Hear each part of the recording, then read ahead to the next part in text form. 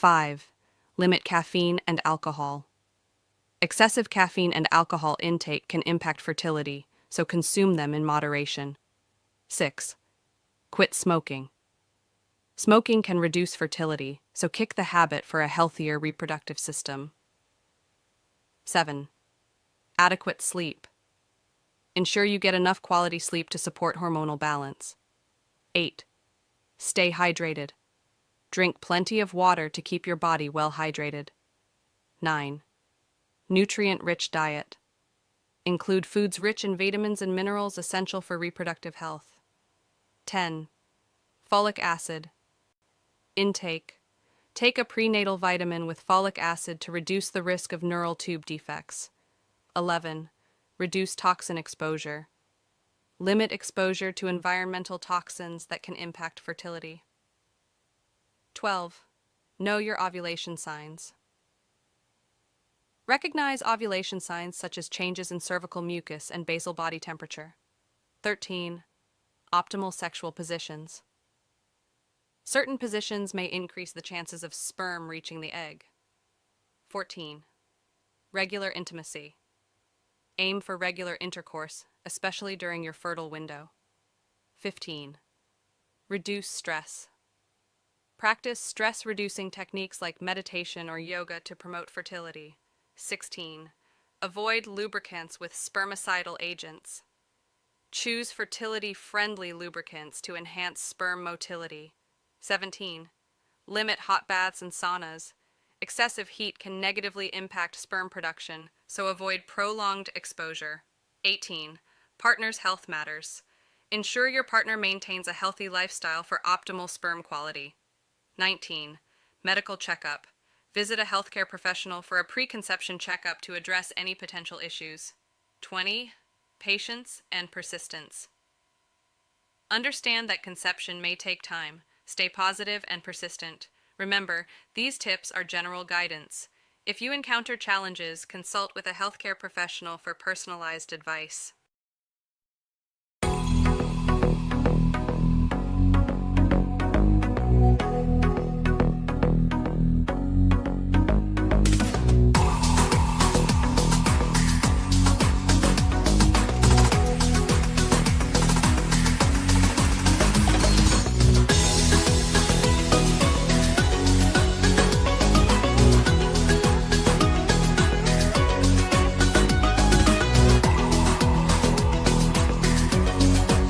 Step-by-step guide to in vitro fertilization, IVF. How IVF works. 1. Introduction. Welcome to our step-by-step guide to in vitro fertilization, or IVF, the groundbreaking process that's helped countless families realize their dreams of parenthood. 2. Step 1. Fertility medications. The journey begins with fertility medications, typically administered as shots. These medications stimulate your ovaries to produce multiple mature eggs. The goal: to harvest 10-15 eggs, a process that typically takes about 2 weeks until your eggs are ready for retrieval. 3. Step 2. Egg retrieval. Next up is the egg retrieval process, a brief procedure lasting 15 to 30 minutes. During retrieval, a doctor utilizes ultrasound guidance to insert a thin, hollow tube through your vagina and into the ovary containing the eggs. A suction device connected to a needle gently retrieves the eggs from each follicle. 4. Step 3. Fertilization. Now, it's time for fertilization, a critical stage in the IVF process. In traditional IVF, eggs and sperm are left in a laboratory dish to fertilize naturally. Alternatively, in intracytoplasmic sperm injection, ICSI, a single sperm is directly injected into the egg for fertilization. This method bypasses natural barriers, increasing the likelihood of successful fertilization. 5. Step 4. Embryo development. Once fertilization occurs, the embryo begins to divide its cells, eventually reaching the blastocyst stage, 5-6 days post-fertilization. At this stage, multiple embryos are carefully selected for transfer back into your uterus. 6. Step 5. Embryo transfer. The final step, Embryo transfer. Multiple embryos are transferred back into your uterus with the hope that at least one will successfully implant and begin to develop. 7. Conclusion. And there you have it, a comprehensive overview of the IVF process, from fertility medications to embryo transfer. If you're considering IVF or simply curious about the procedure, don't hesitate to reach out to a qualified fertility specialist. Thanks for joining us, and we wish you all the best on your journey to parenthood.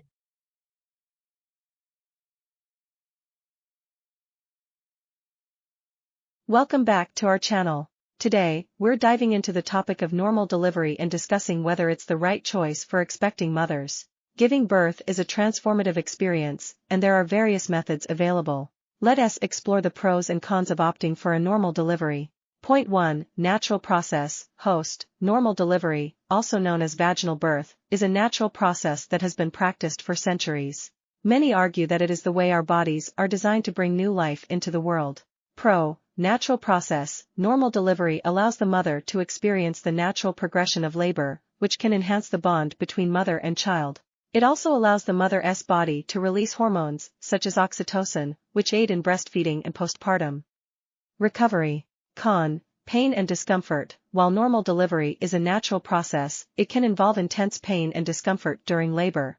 This can be challenging for some women, and pain management techniques like breathing exercises and epidurals may be necessary.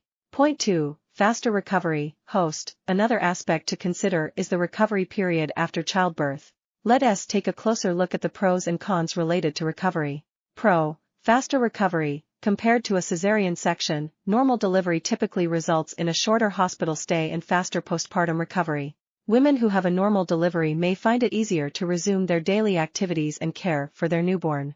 Con. Physical trauma. Despite the faster recovery, normal delivery can cause physical trauma, such as perineal tears. Recovery from these tears can take time and require additional care and attention. Point 3. Lower risk of complications. Host. Ensuring the safety of both the mother and baby during childbirth is a top priority. Let us discuss the pros and cons associated with the risk of complications. Pro. Lower risk of complications. In many cases, normal delivery is considered a safer option compared to cesarean sections. It carries a lower risk of infection, blood loss, and complications related to anesthesia. It also promotes natural immune system development for the newborn. Con. Unpredictability. Normal delivery is not without risks. Complications such as umbilical cord prolapse or shoulder dystocia can occur during labor. These situations require immediate medical intervention to ensure the well-being of both mother and baby. Point 4. Support and guidance. Host. Having a strong support system and access to guidance is crucial during childbirth. Let us explore the pros and cons related to support and guidance during normal delivery.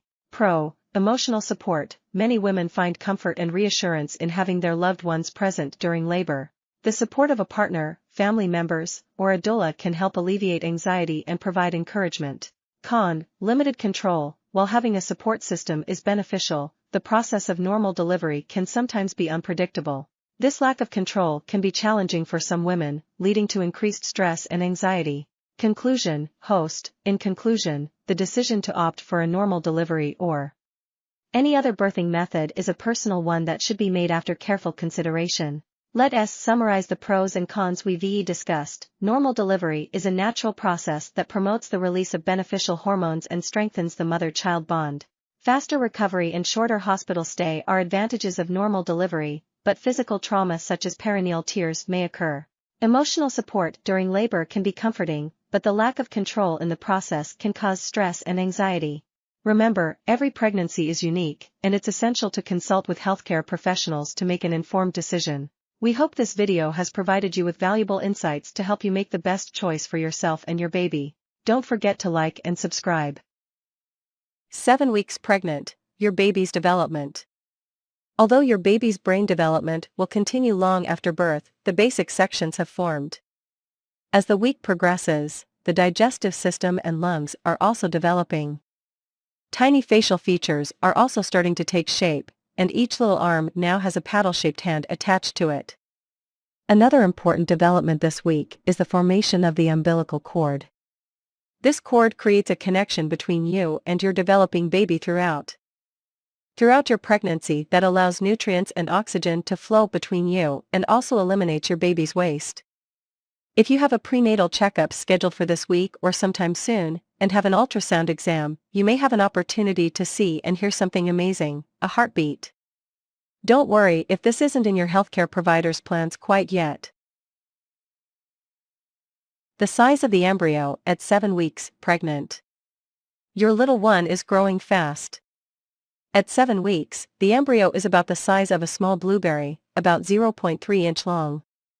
For a visual idea of how things are developing inside your uterus this week, check out this illustration: placenta, yolk sac, embryo, amniotic sac, uterus, cervix.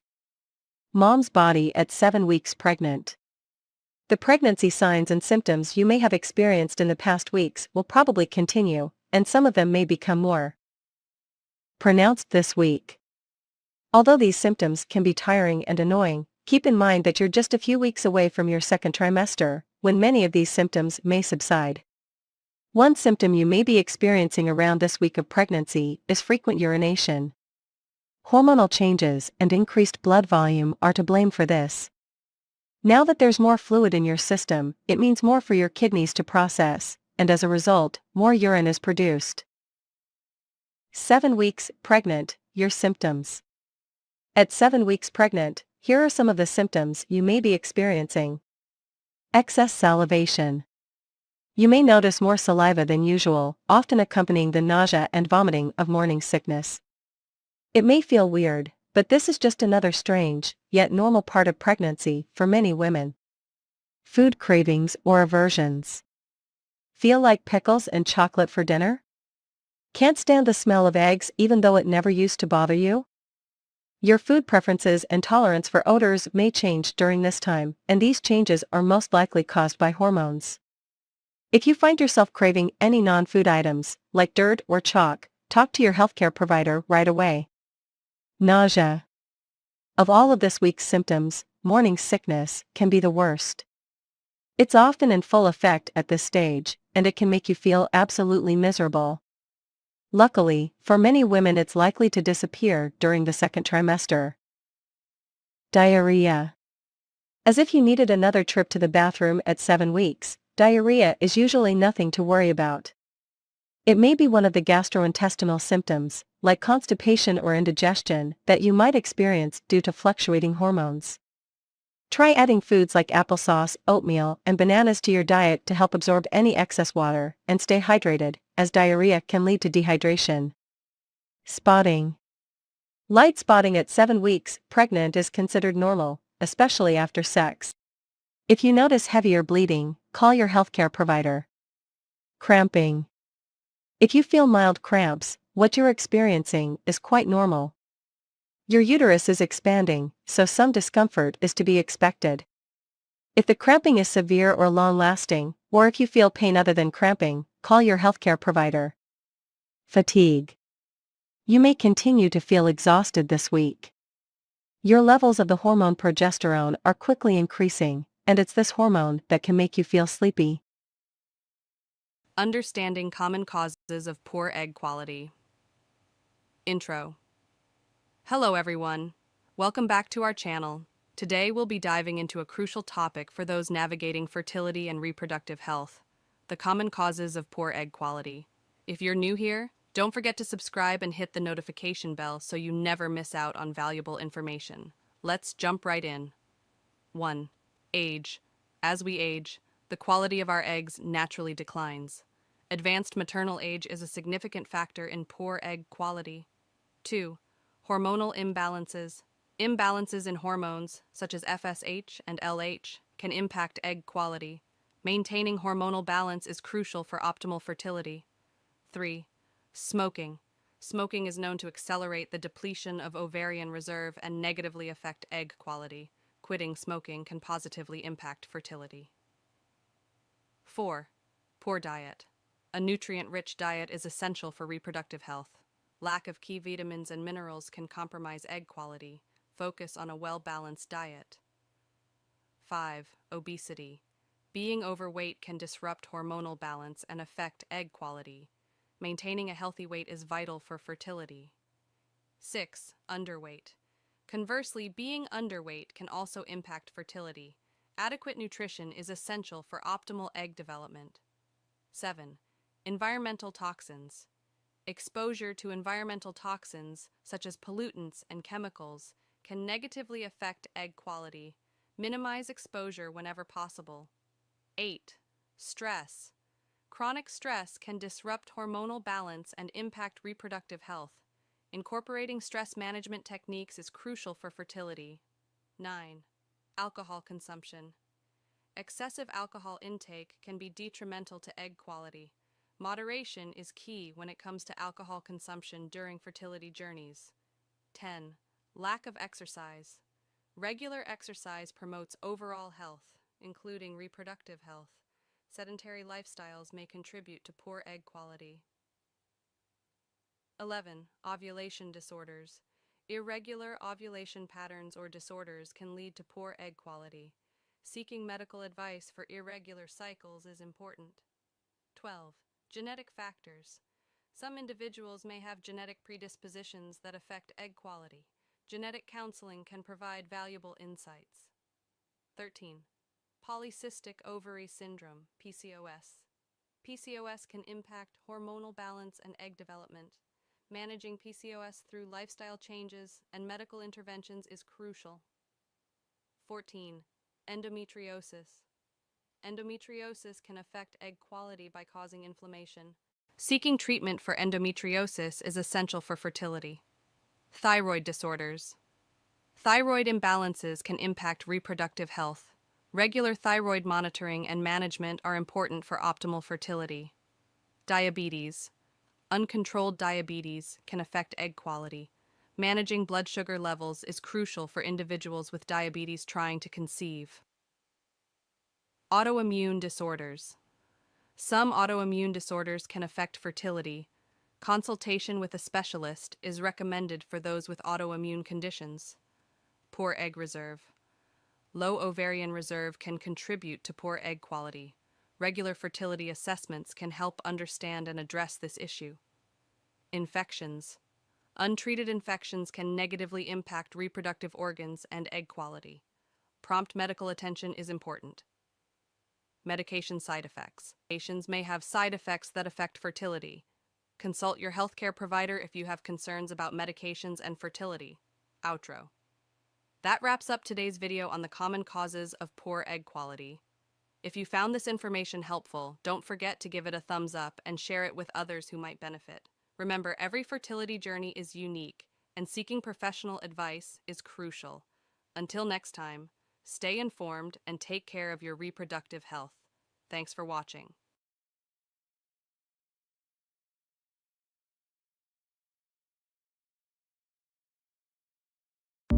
Teenage pregnancy is when a female under the age of 20 becomes pregnant. It is a global issue that affects millions of teenagers every year. Teenage pregnancy can have serious physical, emotional, and social consequences for both the mother and the baby. It is more common in low-income communities, where access to contraception and education may be limited. Lack of knowledge about sexual health, contraception, and healthy relationships can contribute to teenage pregnancy. Teenage mothers are more likely to drop out of school, which can limit their future opportunities and earning potential.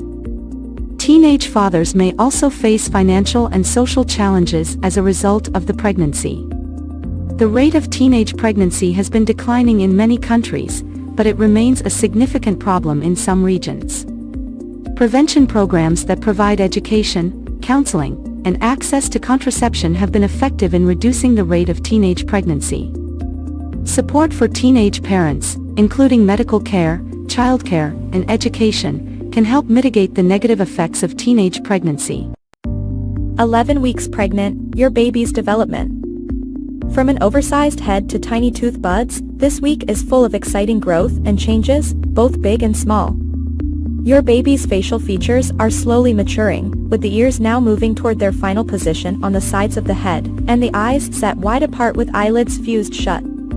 Genitals are forming too, although it's still too early for your healthcare provider to tell if you're having a girl or a boy. But even though you don't know your baby's gender yet, why not start a list of your favorite baby names for boys and girls? Have some fun with our baby name generator. You still have plenty of time to browse and find a name you love.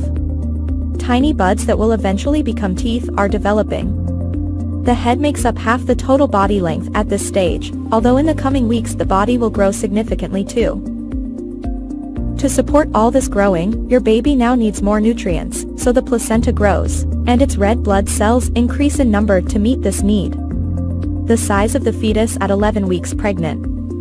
At 11 weeks, the fetus is about the size of a Brussels sprout. From crown to rump, the average length is now 2 inches, and the average fetus weighs just about 0.33 ounce. Mom's body at 11 weeks pregnant. Are you having unusual food cravings this week? They're quite common. Between 50 and 90% of women experience these cravings at some point during pregnancy. No one knows for sure why pregnancy cravings occur. Some medical experts believe these cravings are your body's way of telling you what it needs, while others blame them on changing hormone levels. As long as your food choices are part of a healthy pregnancy diet, go ahead and eat up. There is a type of craving that needs medical attention. However, if you crave non-food items like clay or dirt, contact your healthcare provider. 11 weeks pregnant, your symptoms. At 11 weeks pregnant, here are some of the symptoms you may be experiencing. Breast growth. Your breasts may be a little larger now, and you can expect to see even more growth as your pregnancy progresses. Some of this may be because the milk glands grow in preparation for breastfeeding. You might gain up to 3 pounds of breast tissue over the course of your pregnancy. Increased vaginal discharge. Your body may be releasing more clear vaginal discharge now. This is normal as long as it is odorless and clear or white in color. If you notice changes including blood, itchiness, or a foul odor, contact your healthcare provider to rule out problems. Dark abdominal line. You might notice you have developed a long, dark line that runs vertically down the center of your belly. It's called the linea nigra, or the pregnancy line, and it's thought to be associated with hormonal changes. This line will likely fade after your baby's birth. Leg cramps. You may be troubled by tight, painful leg cramps, particularly at night. This can make it tough to get a good night's rest. Stretching can help with leg cramps, as can exercise. In some cases, mineral depletion may contribute to having leg cramps, so make sure that your diet is giving you enough calcium and magnesium, and take care to stay hydrated. Fatigue. Right now, your levels of the pregnancy hormone progesterone are increasing, which can sometimes make you sleepy when you'd rather be alert. And, if you've been waking to pee or having leg cramps or getting heartburn during the night, your sleep may be suffering too. Eliminating caffeine and following a relaxing bedtime ritual every evening can help fight pregnancy fatigue. Mood swings. You can thank your heightened hormone levels if you've been experiencing mood swings or moodiness lately. Try to avoid stress, and ensure you're getting enough iron in your diet.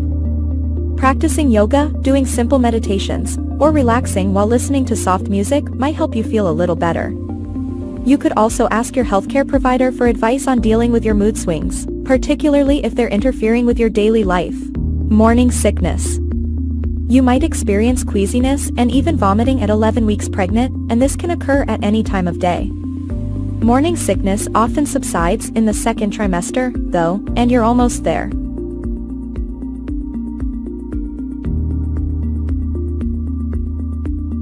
Baby development at 12 weeks. Your baby is about the size of a lime. Length: 2.13 inches. Weight: 2.05 ounces. Small movements. This week, your baby can open and close their hands, making a fist, and curl their toes. Tiny fingernails. Your baby has itsy bitsy nails growing on their fingers and toes. Your baby's intestines. The stomach and esophagus started forming around 7 weeks of pregnancy, and your baby's intestines grew so fast that they protruded into the umbilical cord. Soon, the abdominal wall will close and their intestines will make their way inside their abdomen. Your baby, although tiny, is now fully formed. They are about the size of a plum. The placenta is also now fully formed, although it will keep growing throughout your pregnancy. The placenta is your baby's life support system, passing oxygen, nutrients and antibodies from your blood supply to your baby. From now on, your baby is going to grow. Even though you can't feel it yet, your baby is moving, waving and dancing. They can also swallow. Your 12-week fetus is almost done developing their body's important systems and parts, which means it's all about getting bigger and more mature from here on out. Yep, baby's about to enter the growth and maturation stage, in which organs and tissues will grow and develop rapidly. Baby at 12 weeks is opening and closing their fingers and curling their toes, and their brain is developing fast. Baby is now developing reflexes. If you poke your 12-week pregnant belly while looking at baby on an ultrasound, you'll likely see movement. If you're 12 weeks pregnant with twins, your twosome is developing at a similar rate as singleton babies at 12 weeks. Later on, they'll have a slightly slower rate of growth. Early pregnancy at 12 weeks.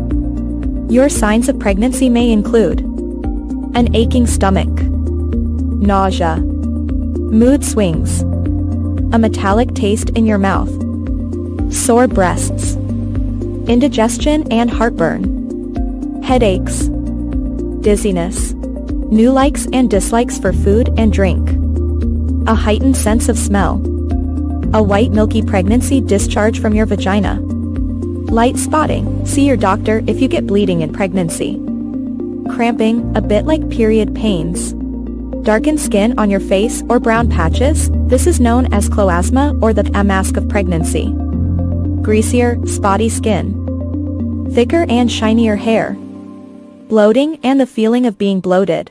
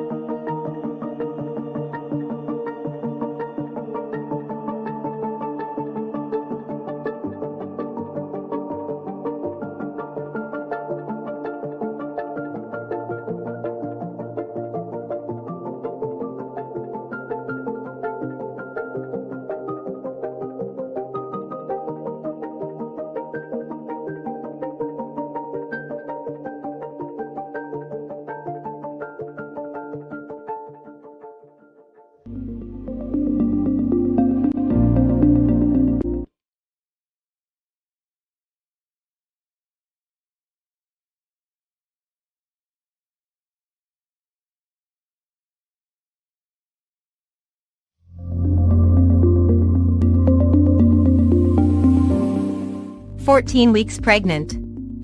Your baby's development. Welcome to your second trimester. Your little one is trying out some new moves this week. Your baby's eyes are starting to move, and those little legs and arms are starting to flex. These movements also allow your baby to practice the important skill of moving hands to mouth. The senses of smell and taste are also developing, and your baby's skin is thickening too. You'll have to wait and see if your baby will be born with a full head of hair or not, but right now, hair follicles are forming under the surface of the skin. With each passing week, your baby is looking more and more like the little person you'll meet the day you give birth. By now, or very soon, the genitals are fully developed. But it's still too early to know whether you're having a boy or a girl. How big is my baby at 14 weeks? At 14 weeks, your baby is growing and developing rapidly, measuring between 3.5 and 4 inches long and weighing around 2 ounces, about the size of a navel orange. The size of the fetus at 14 weeks pregnant. At 14 weeks, the fetus is roughly the size of a nectarine. Around this time, the average fetus weighs about 1.5 ounces and can measure up to 3.5 inches long, crown to rump.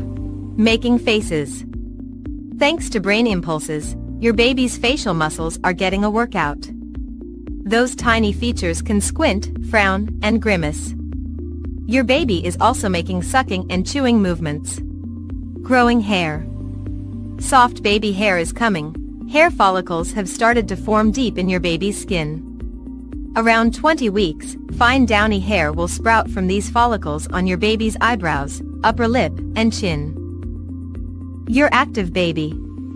Though you can't feel those tiny punches and kicks yet, your baby is quite active and has flexible hands and feet. Mom's body at 14 weeks pregnant. You've finally reached the second trimester. Pregnancy symptoms during week 14. No more morning sickness? Your energy is likely returning, and your queasiness may have eased by now. If not, hang on, chances are good that morning sickness will soon be behind you if it's not already. Although it's uncommon, some expecting moms will still feel nauseated months from now. Tell your healthcare provider at your next appointment if you're still having nausea or vomiting.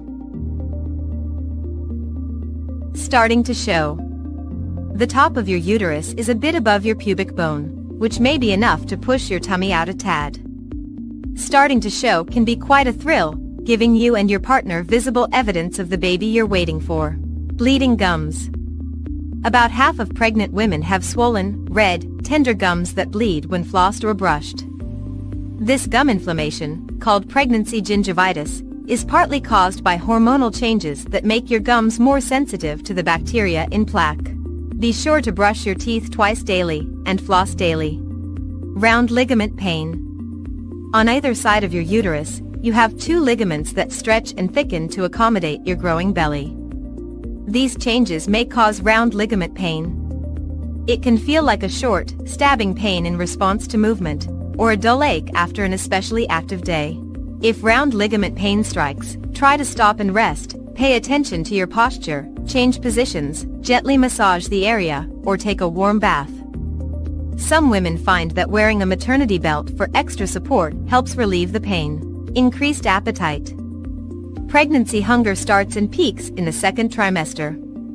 Your body is working hard to support your baby, and that requires plenty of energy.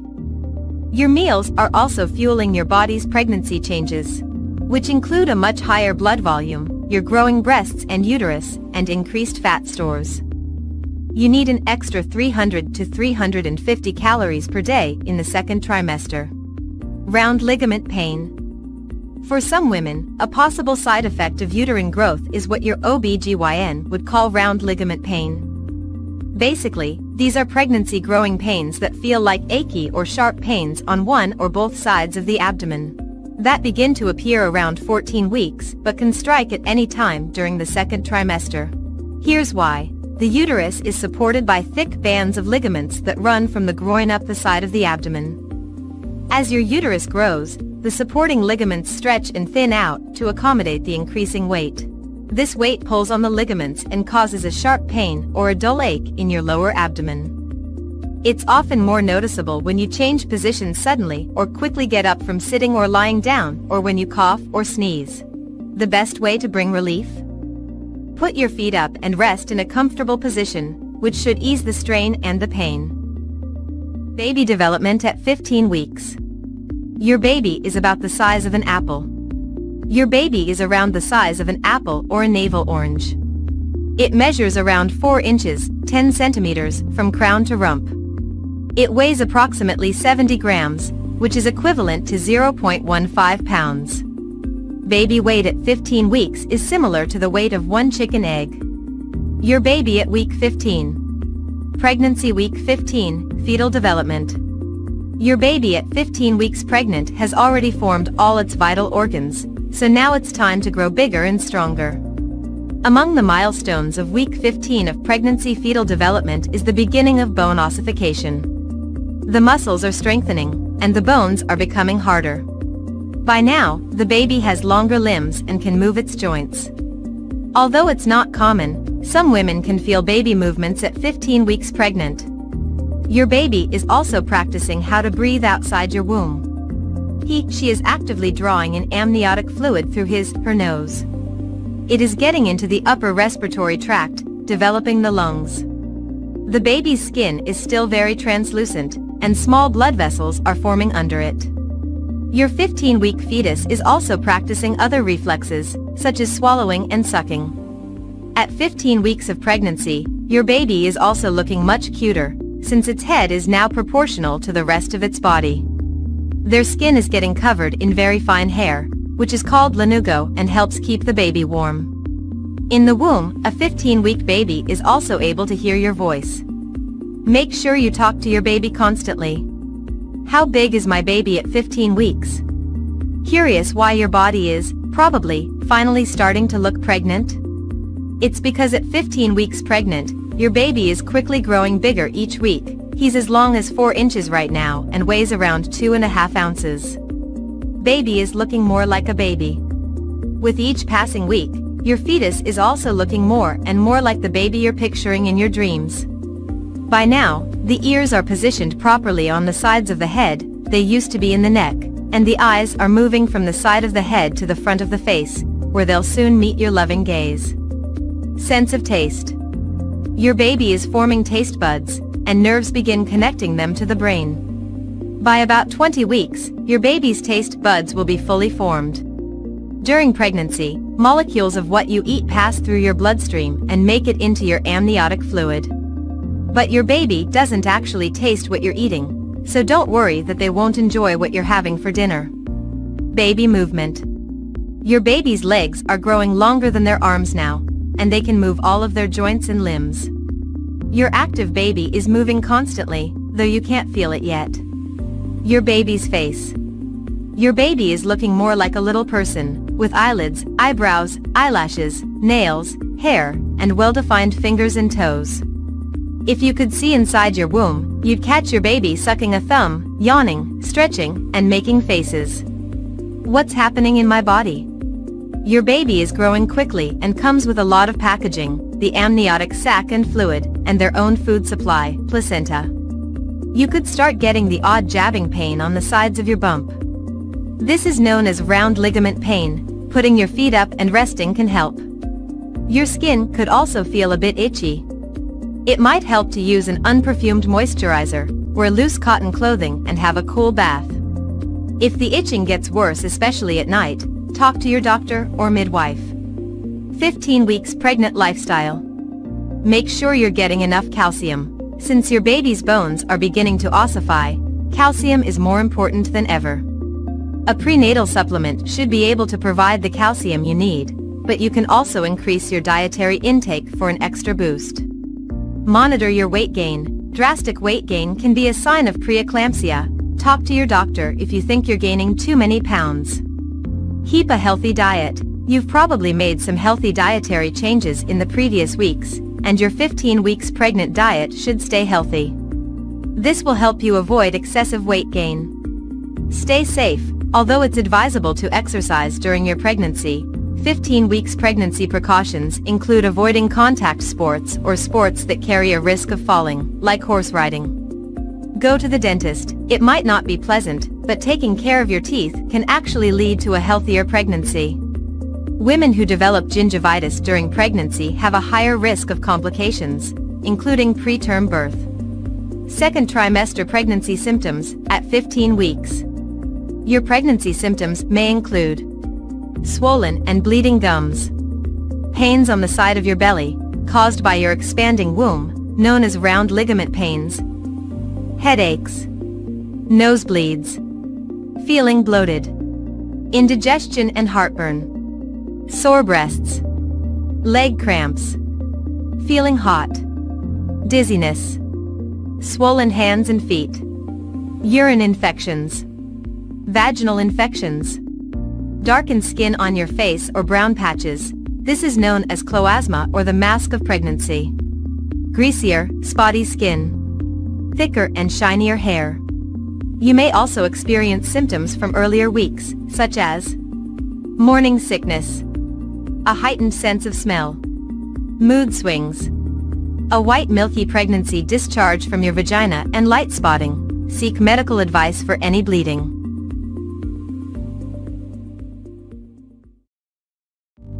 The size of the fetus at 16 weeks pregnant. At 16 weeks, your fetus is now the size of an apple. Your little one could be more than 4.5 inches long, crown to rump, and weigh close to 4 ounces. How big is my baby at 16 weeks? Your baby now weighs in at a whopping 3 to 4 ounces, and is 4 to 5 inches in length. The backbone and tiny muscles in your baby's back are gaining strength, so she can straighten out that head and neck even more. Thanks to those developing facial muscles, your baby is capable of making a few expressive frowns and squints, even at this early stage. Baby's beautiful eyes are finally working too, making small side-to-side movements and perceiving light, although the eyelids are still sealed. Delicate baby skin. Your baby's skin is thin and translucent. It will thicken and develop as your pregnancy progresses, but will continue to be almost transparent for quite some time. And here's the skinny on baby skin. It's practically translucent now, so if you took a peek inside your uterus, you'd be able to see your baby's blood vessels under that thin skin. Scalp patterning. On your baby's scalp, hair follicles are forming a pattern that will remain for life. This patterning sets the stage for how your baby's hair will grow. New hair follicles don't form after birth, so babies are born with all the hair follicles they'll ever have. Heart at work. Your baby's heart is now pumping about 25 quarts of blood each day, and this amount will continue to increase as your little one develops. Baby will soon hear your voice. Listen up, tiny bones in your fetus ears are in place, making it likely that baby will soon be able to hear your voice, or something like it, when you're speaking. Generally, babies fully develop the ability to hear in the womb by 18 weeks of pregnancy. During its 16th week of development, a fetus will be starting to form facial expressions, and its nervous system will be growing. Your body at week 16. Rapid growth. At 16 weeks pregnant, your uterus is growing at about the same pace as your baby's. It's getting to the point where you may not be able to hide your pregnancy anymore, even if you wanted to. Your 16 weeks pregnant belly. At 16 weeks pregnant, you may now be at the stage where your bump clearly has a baby in there. Your pregnancy weight gain. It may be hard to watch yourself gain weight during pregnancy, even when you know there's a wonderful reason for it, but try to embrace your body's new shape and think of every pound you put on as a sign of good health for you and your baby. Nasal congestion. 16 weeks pregnant, your symptoms. At 16 weeks pregnant, here are some of the symptoms you may be experiencing. Skin changes. You might have heard about the pregnancy glow, and now it might be your turn to experience it. Increased blood volume in the blood vessels and pregnancy hormones causing more oil production can make pregnant skin look flushed and dewy. Nosebleeds. At 16 weeks pregnant, nosebleeds can be an issue for some moms-to-be, and might be caused by increased circulation and higher levels of hormones. Lower back pain. This is one of the most common symptoms that can strike when you're pregnant, and it's good to have some strategies to avoid or lessen the discomfort. For example, Take warm baths or showers, stretch regularly to help your hardworking back muscles relax, pay attention to your posture, and wear low-heeled shoes. Dizziness. Round ligament pain. As your amazing uterus grows, the round ligaments that support it are thickening and stretching. Breast changes. Pregnancy headaches. 17 weeks baby development. How big is your baby at 17 weeks pregnant? The baby is around 5.1 inches this stage. This is roughly the size of a potato. The skin is loose and wrinkled and the fetus has a lot of growing to do. By the time of the delivery, he or she will fill out their skin more normally. Around this stage of pregnancy, the fetus starts to look a lot more human. In addition to hair growing on the head, the eyebrows and eyelashes are also developing. The eyelids are shut, but the eyes themselves can move and the mouth can also open and close. The fingernails and toenails are growing, and your bundle of joy has also developed a firm grip. Your baby's been getting bigger and bigger over the last couple of weeks, and this means that he or she has needed a larger placenta. Remember that the placenta is the organ that supplies nutrition to the fetus, removes waste products, and fulfills other important roles. By the end of your pregnancy, the placenta will weigh around 510 grams. Your baby now has doubled in weight in the last 2 weeks. Fat begins to form, helping your baby's heat production and metabolism. The lungs are beginning to exhale amniotic fluid, and the circulatory and urinary systems are working. Your baby's bones. Your baby's skeleton is changing from soft cartilage to bone. Support your baby's bone health, and your own, by eating calcium-rich foods. Getting enough calcium also reduces your risk of hypertension and preeclampsia. The umbilical cord. The umbilical cord, your baby's lifeline to the placenta, is growing stronger and thicker. By the end of pregnancy, it will be approximately 9 inches long and an inch thick. The umbilical cord delivers nutrients to your baby and ferries away waste products. Your baby's skin. Sweat glands are starting to develop. And by next week, the layers of your baby's skin will be fully formed. Your baby when you're 17 weeks pregnant. Your baby is getting bigger all the time and might now weigh more than the placenta. Your baby is about 13 centimeters from head to bottom and about 150 grams. Your baby's external sex organs are completely formed. The kidneys are working, and your baby passes urine every 50 minutes or so. Your baby will also swallow some urine, which is sterile, in the amniotic fluid. This is normal. Loud noises might make your baby startle. Your baby's taste buds are working, and your baby can tell the difference between sweet and bitter. What does my baby look like? Your baby, or fetus, is around 12 centimeters long, from head to bottom, and weighs around 150 grams. That's roughly the size of a pomegranate and the weight of a ball of mozzarella. Your baby can move their eyes, although they'll stay shut for now. React to loud noises, open and close their mouth. Your baby's fingernails are starting to grow and will have their own unique fingerprints. Even identical twins have different fingerprints. Week 17, your second trimester. You might start to feel your baby move now. You will not be able to tell exactly what your baby's up to, but soon you could be feeling every kick, punch, hiccup and somersault. Your baby's movements. Many women spot the first signs of their baby moving between 18 and 24 weeks. Inside your tummy, you might feel bubbling, fluttering, rolling. You might find that your baby moves more after meals, when you listen to loud music, when you rub your tummy and talk to your baby, when you are relaxing. Here are some of the other symptoms you may be experiencing: tiredness and difficulty sleeping, swollen or bleeding gums, pain on the side of your belly, headaches, nosebleeds, bloating or constipation, indigestion. Baby development at 18 weeks pregnancy. At 18 weeks of pregnancy, your baby is developing at an incredible rate.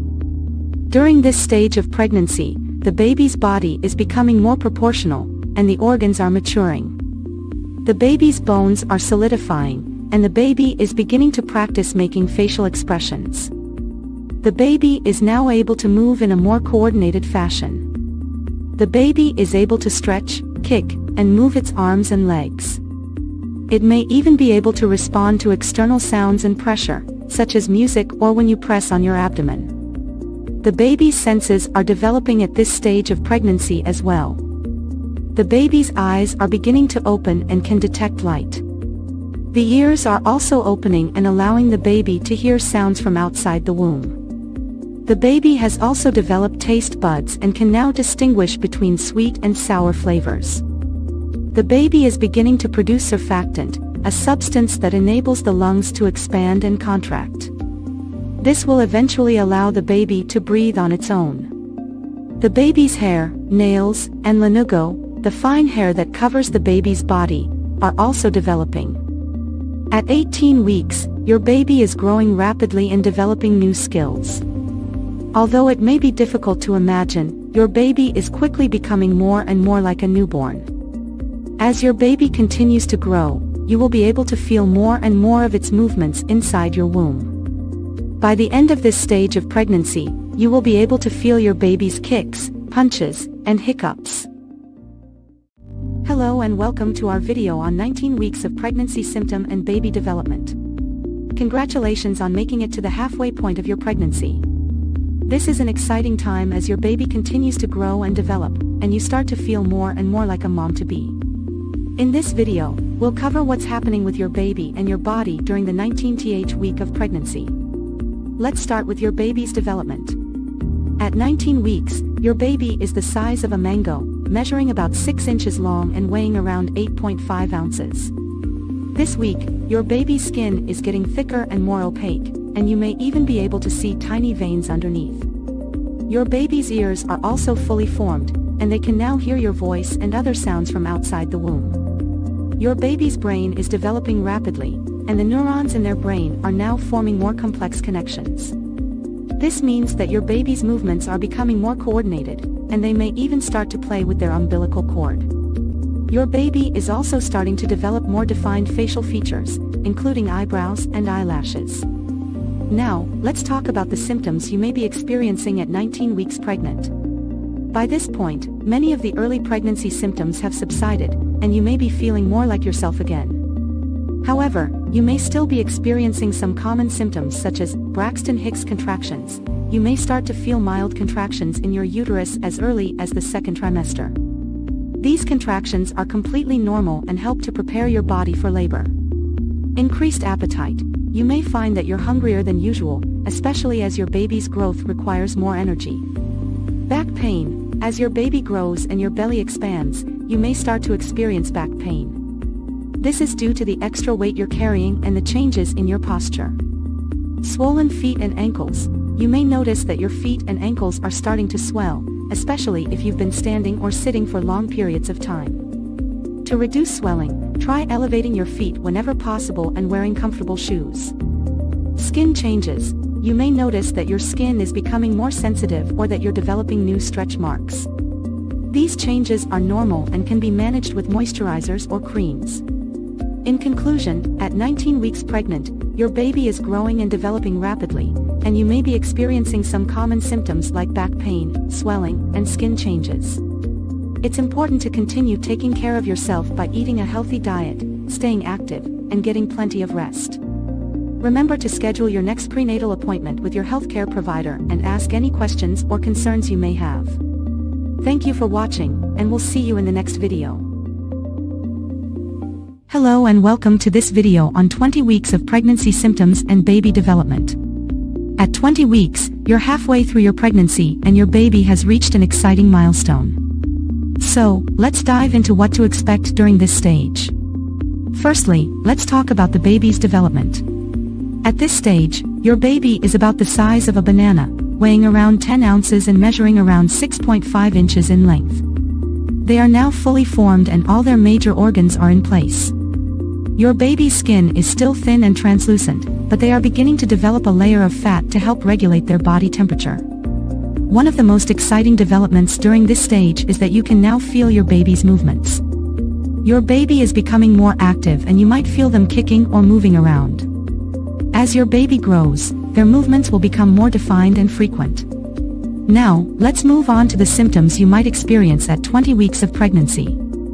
Firstly, many women experience increased appetite during this stage. 2. You may feel like you're constantly hungry and need to eat more often. This is because your body needs more energy to support your growing baby. Another symptom you may experience is heartburn or indigestion. As your uterus expands, it puts pressure on your stomach, which can cause acid reflux. To reduce this, try eating smaller, more frequent meals and avoid spicy or acidic foods. You may also experience some mild swelling in your feet and ankles. This is because your body is retaining more water during pregnancy. To reduce swelling, try resting with your feet elevated and avoid standing or sitting for long periods of time. One of the most common symptoms of pregnancy at 20 weeks is back pain. As your uterus grows, it puts pressure on your back and can cause discomfort. To reduce back pain, try using a pregnancy pillow to support your body while sleeping and avoid lifting heavy objects. Finally, you may experience some mood swings or heightened emotions during this stage. This is normal as your body is going through many changes, and it's important to take care of your emotional well-being as well as your physical health. In terms of prenatal care, it's important to attend all your scheduled appointments with your healthcare provider. At 20 weeks, you will have an ultrasound to check on your baby's growth and development. This is also when you may find out the sex of your baby if you choose to. In summary, at 20 weeks of pregnancy, your baby is fully formed and developing rapidly. You may experience symptoms such as increased appetite, heartburn, swelling, back pain, and mood swings. It's important to attend all your prenatal appointments and take care of your physical and emotional well-being. Thank you for watching this video on 20 weeks of pregnancy symptoms and baby development. We hope you found it informative and helpful. If you have any questions or concerns, please consult with your healthcare provider. Unlocking the secret to boost female fertility. Top 20 foods for improved egg quality. Introduction. Hello everyone. Welcome back to our channel. Today we have an incredibly important topic to discuss, something that many women may find valuable on their fertility journey. We'll be diving into the top 20 foods that can significantly enhance female egg quality. If you're ready to unlock the secret to boosting your fertility, stay tuned. Segment 1. Importance of female egg quality. Before we get into the list, let's understand why female egg quality is crucial for conception. The quality of your eggs plays a pivotal role in fertility, affecting not just the likelihood of conception, but also the health of the baby. Now, let's jump into the first set of foods that can make a positive impact. Segment 2. Dark leafy greens. Our number 1 on the list is dark leafy greens such as spinach and kale. Packed with essential nutrients like folate and iron, these greens promote optimal egg development and overall reproductive health. Add a generous serving of these greens to your diet for a fertility boost. Segment 3. Berries. Next up, we have berries. Blueberries, strawberries, and raspberries. Loaded with antioxidants, these little powerhouses protect your eggs from oxidative stress, enhancing their quality. Snack on a handful of berries daily to give your fertility a sweet and nutritious kick. Segment 4. Avocado. Moving on to number 3. Avocados. Rich in monounsaturated fats and vitamin E, avocados support hormonal balance and nourish your reproductive system. Incorporating avocados into your diet can positively impact your egg quality over time. Segment 5.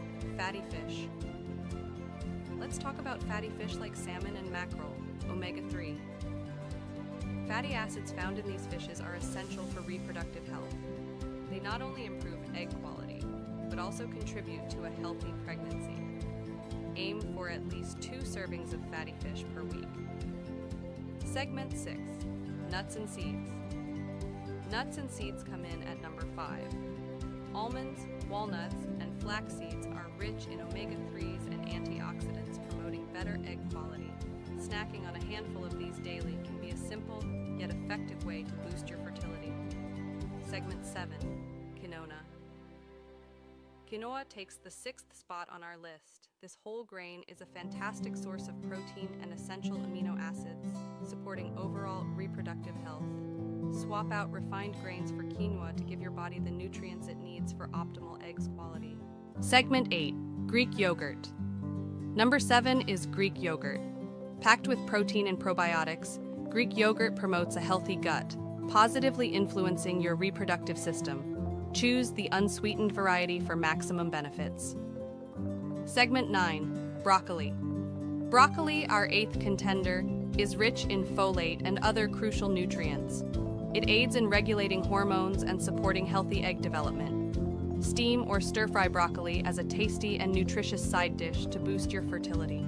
Segment 10. Lean protein. Lean protein sources like chicken and turkey make it to number 9.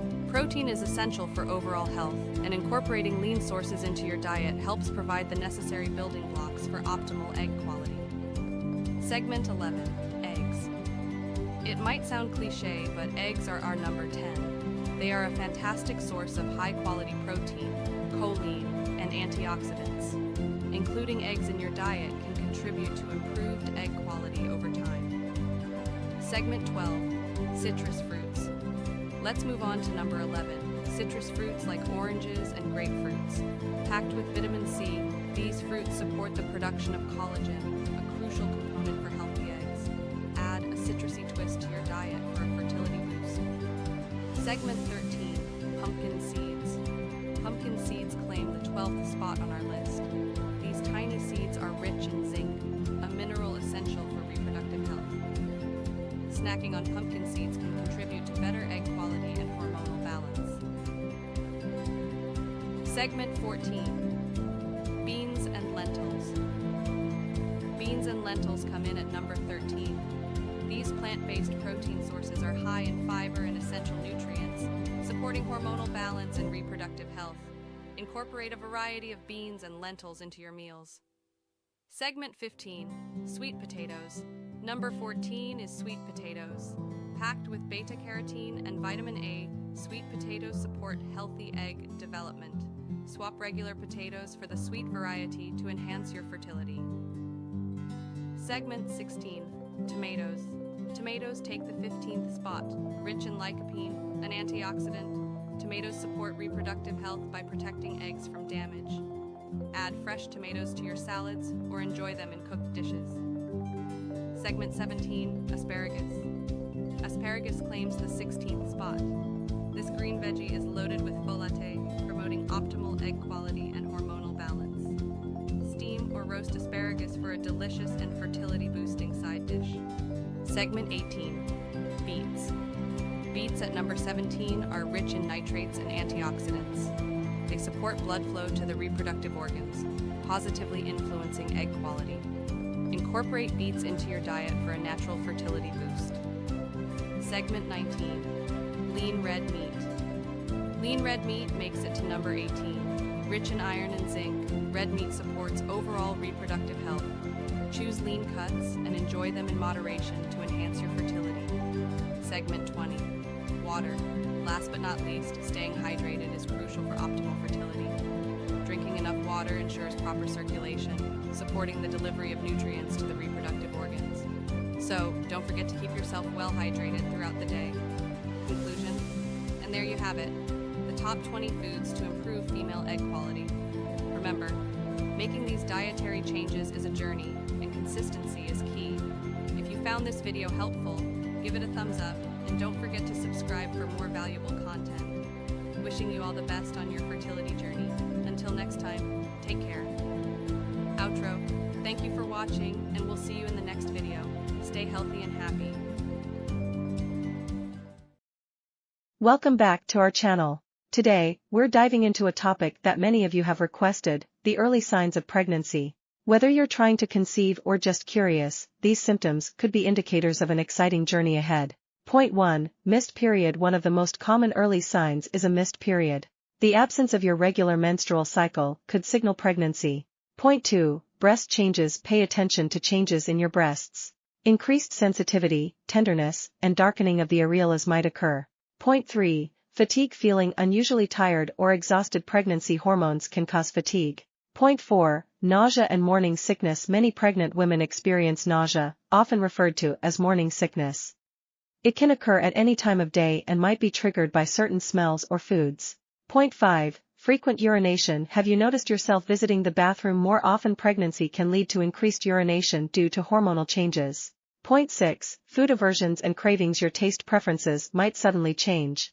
Cravings for specific foods or aversions to others could be a sign. Point 7. Mood swings. Hormonal fluctuations during early pregnancy can impact your mood. Don't be surprised if you find yourself feeling emotional or irritable. Point 8. Abdominal bloating. Some women experience bloating or a feeling of fullness in the abdomen. It could be attributed to changes in hormones and digestion. Point 9. Increased basal body temperature. If you've been tracking your temperature, you might notice a sustained rise. This can indicate pregnancy, but it's important to track consistently. Point 10. Implantation. Bleeding. Spotting or light bleeding might occur when the fertilized egg attaches to the uterine lining. It's often mistaken for a light period. Conclusion. Keep in mind that these symptoms can vary widely among individuals. If you suspect you might be pregnant, it's always a good idea to take a home pregnancy test or consult with a healthcare professional for accurate guidance. Outro. Thanks for joining us today. If you found this video helpful, don't forget to hit that like button and subscribe for more informative content. Remember, every pregnancy journey is unique, so stay informed and take care of yourself. Until next time.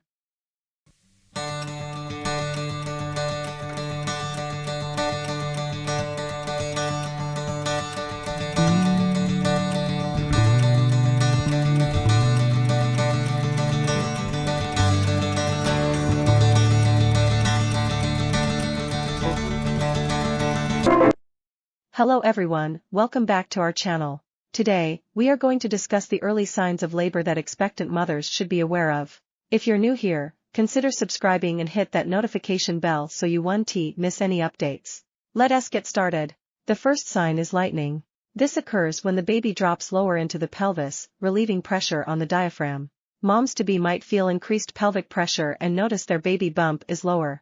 Braxton Hicks contractions. Next up, Braxton Hicks contractions. These are irregular, painless contractions that help prepare the uterus for labor.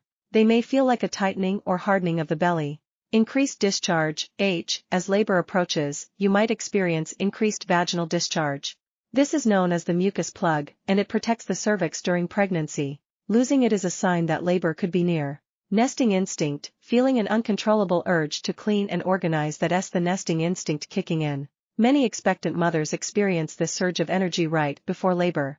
Diarrhea or nausea. Hormonal changes can lead to gastrointestinal changes too. Diarrhea or nausea might occur as your body prepares for labor.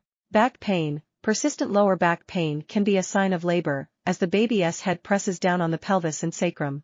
Rupture of membranes. When the amniotic sac ruptures, commonly known as the water breaking, it's a clear indication that labor is imminent. This might be a gush of fluid or a slow trickle. Contractions. Last but not least, true labor contractions. These are regular, progressively intensifying contractions that help the cervix dilate and efface. Conclusion. Remember, every pregnancy is different, and not all women will experience these signs in the same way or order. If you notice any of these signs or have concerns, always reach out to your healthcare provider. Stay tuned for more pregnancy-related content and take care. See you in the next video. Outro. Thank you for watching. If you found this video helpful, give it a thumbs up and share it with others. Don't forget to subscribe and hit the notification bell to be notified of our future videos. Stay safe and take care. Bye. 10 healthcare needs of pregnant teenagers and their babies. 1. Pregnant teenagers have unique healthcare needs that require specialized care and attention. 2. Prenatal care is critical for ensuring a healthy pregnancy and reducing the risk of complications for both the mother and baby. 3. Teenage mothers are more likely to experience pregnancy-related complications, such as preterm labor and low birth weight babies. 4. Adequate nutrition and regular exercise are essential for the health of both the mother and baby during pregnancy. 5. Teenage mothers may require additional emotional and psychological support throughout their pregnancy and after giving birth. 6. Babies born to teenage mothers are at higher risk of health problems and developmental delays. 7. Early and regular pediatric care is essential for ensuring the health and development of babies born to teenage mothers. 8. Teenage mothers may require education and support in breastfeeding, as breast milk provides essential nutrients and immunity for babies. 9. Family planning and contraception counseling should be provided to teenage mothers to prevent unintended pregnancies in the future. 10. Providing comprehensive healthcare services to pregnant teenagers and their babies is crucial for improving maternal and child health outcomes.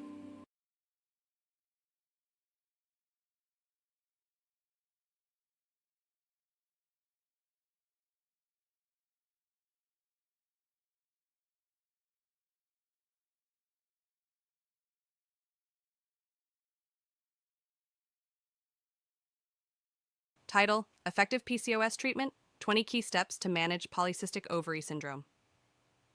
1. Introduction. Greet your viewers and provide a brief overview of PCOS. Mention the importance of early diagnosis and management. 2. Understanding PCOS. Explain what PCOS is and its impact on women's health. Highlight common symptoms such as irregular periods, acne, and weight gain. 3. Seek professional help.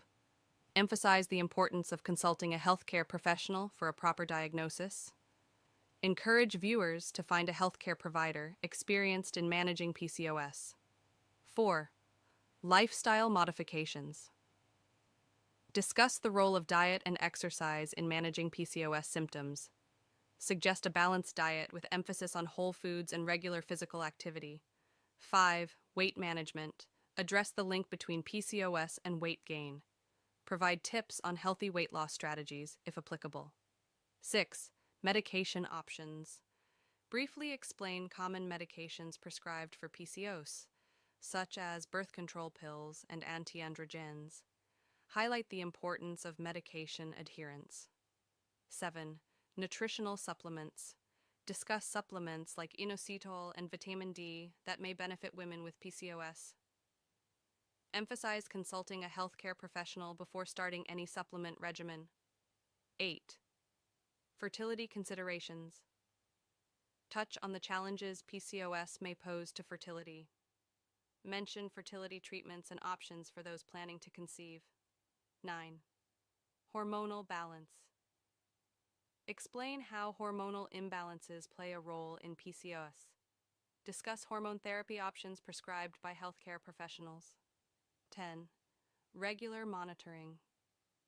Stress the need for regular checkups and monitoring of PCOS symptoms.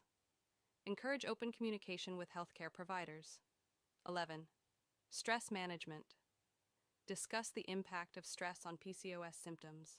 Suggest stress reduction techniques such as meditation and yoga. 12. Sleep hygiene. Highlight the importance of adequate sleep for overall health.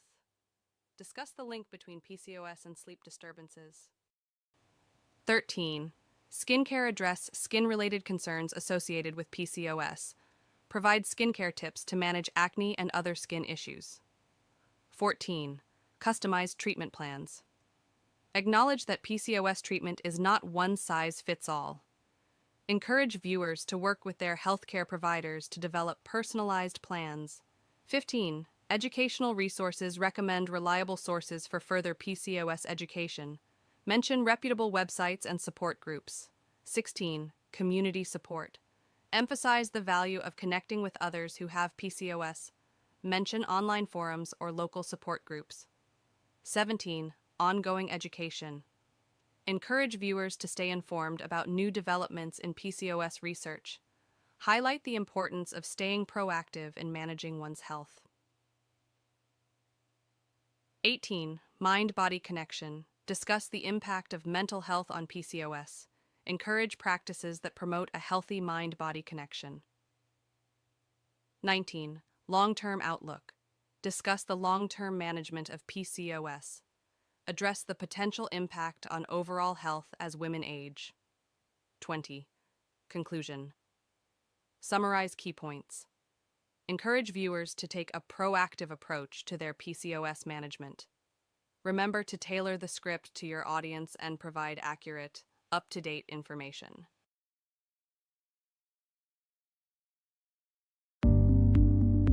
IUI stands for intrauterine insemination, which is a fertility treatment used to increase the chances of pregnancy. The procedure involves placing sperm directly into a woman's uterus to facilitate fertilization. IUI is commonly used to treat infertility due to low sperm count, decreased sperm motility, or issues with cervical mucus. Prior to the procedure, the woman may receive ovulation-inducing medication to increase the likelihood of successful fertilization.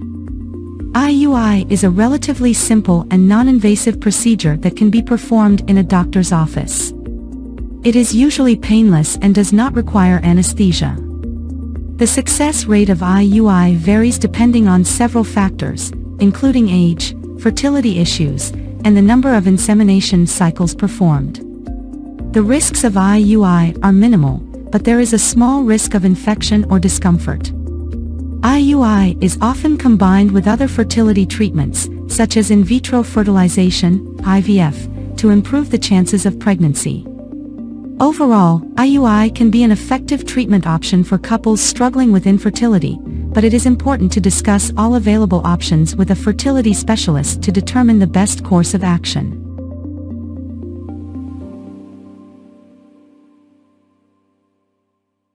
Fast track to fertility, expert tips from a leading doctor.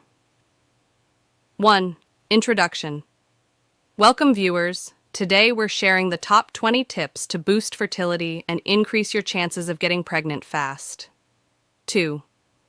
Healthy lifestyle. Maintain a healthy lifestyle with a balanced diet and regular exercise to support overall well-being. 3. Nutrient-rich foods.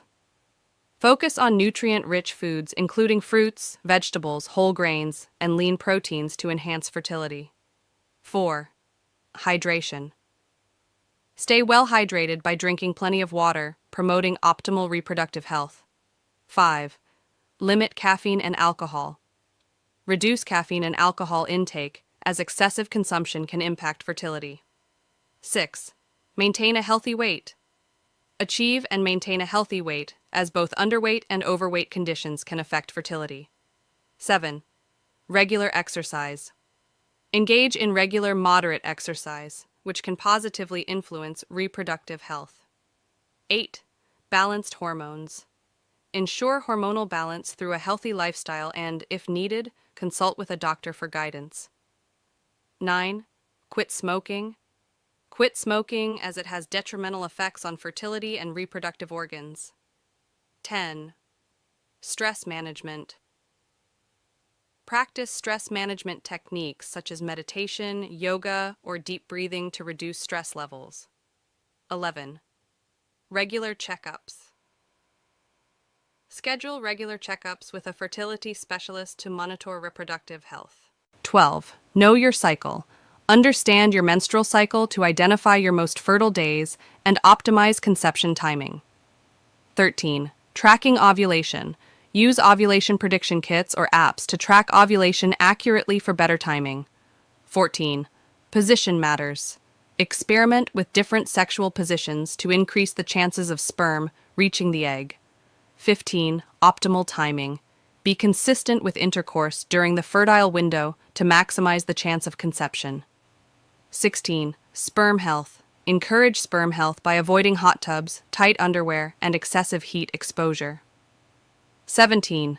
Preconception supplements. Consider taking preconception supplements like folic acid to support a healthy pregnancy. 18.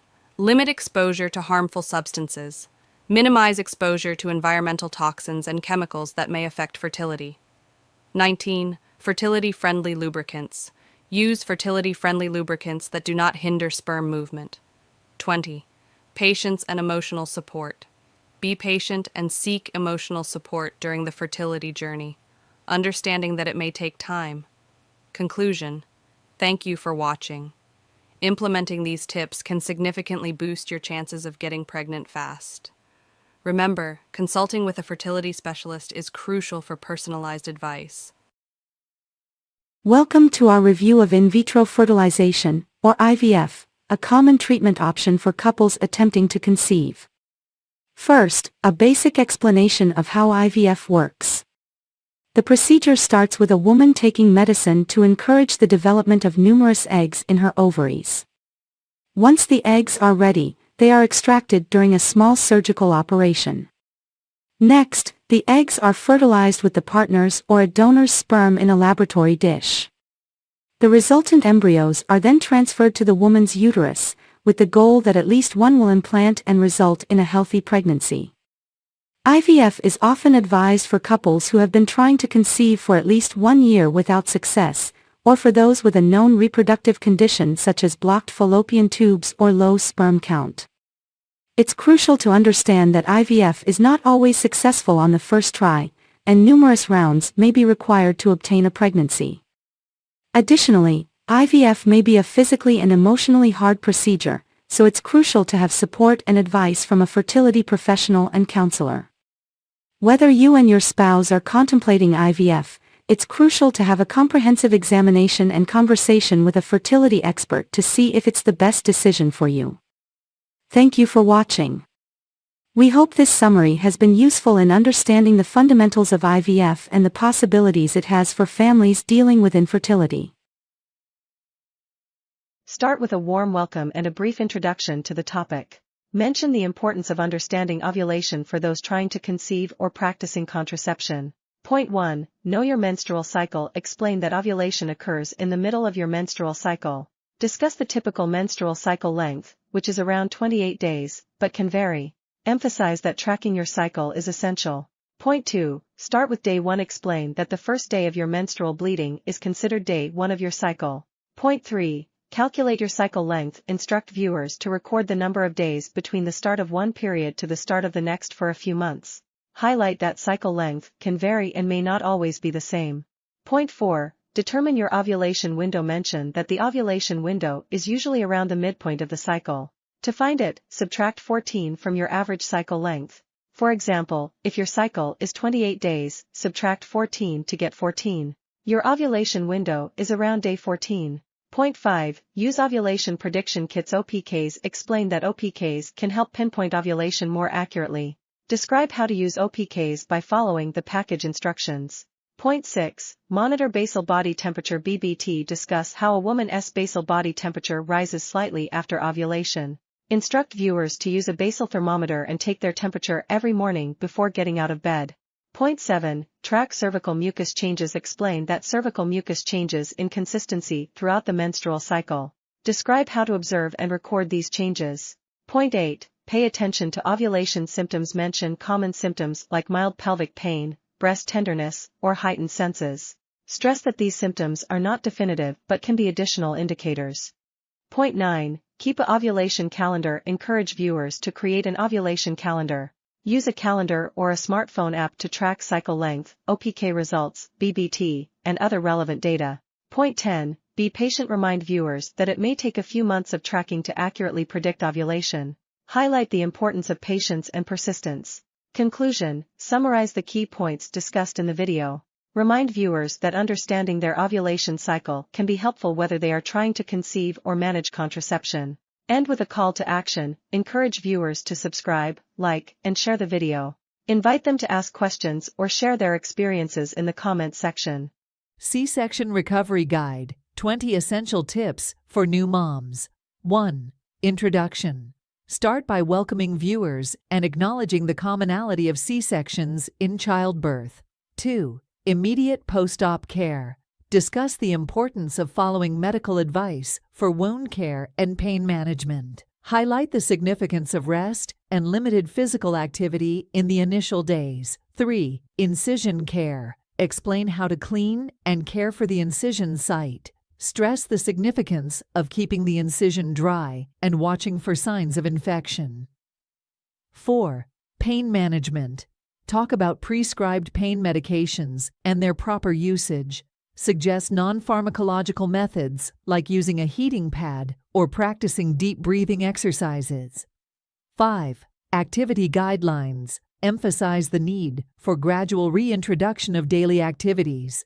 Recommend avoiding heavy lifting and strenuous exercise until approved by a healthcare professional. 6. Nutrition and hydration.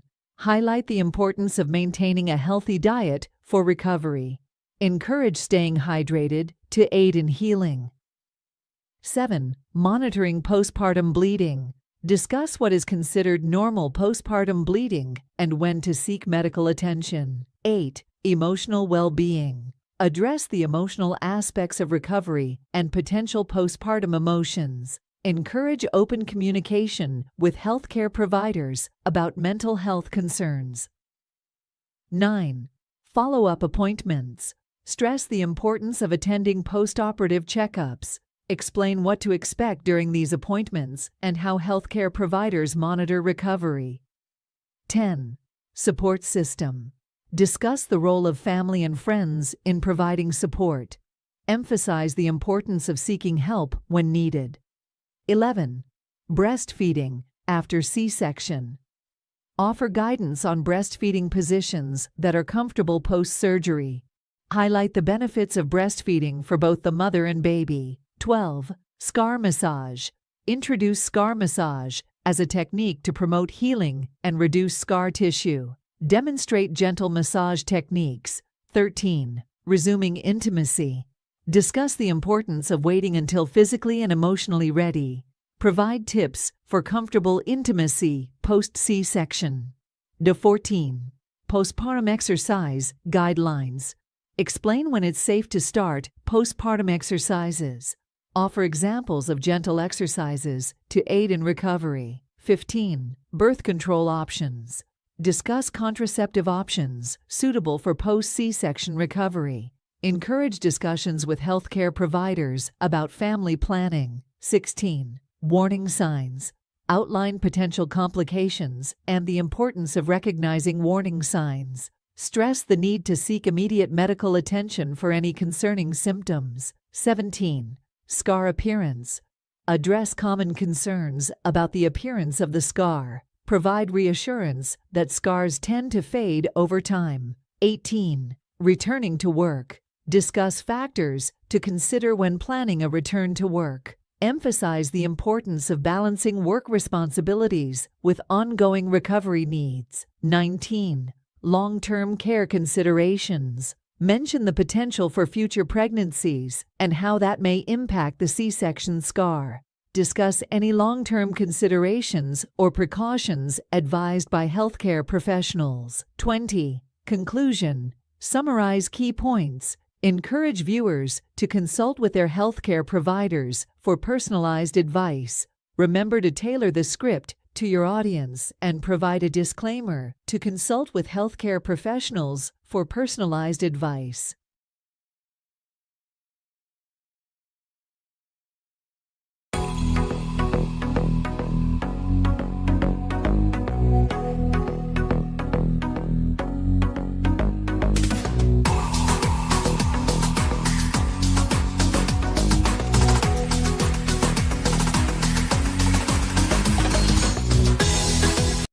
Five weeks pregnant symptoms.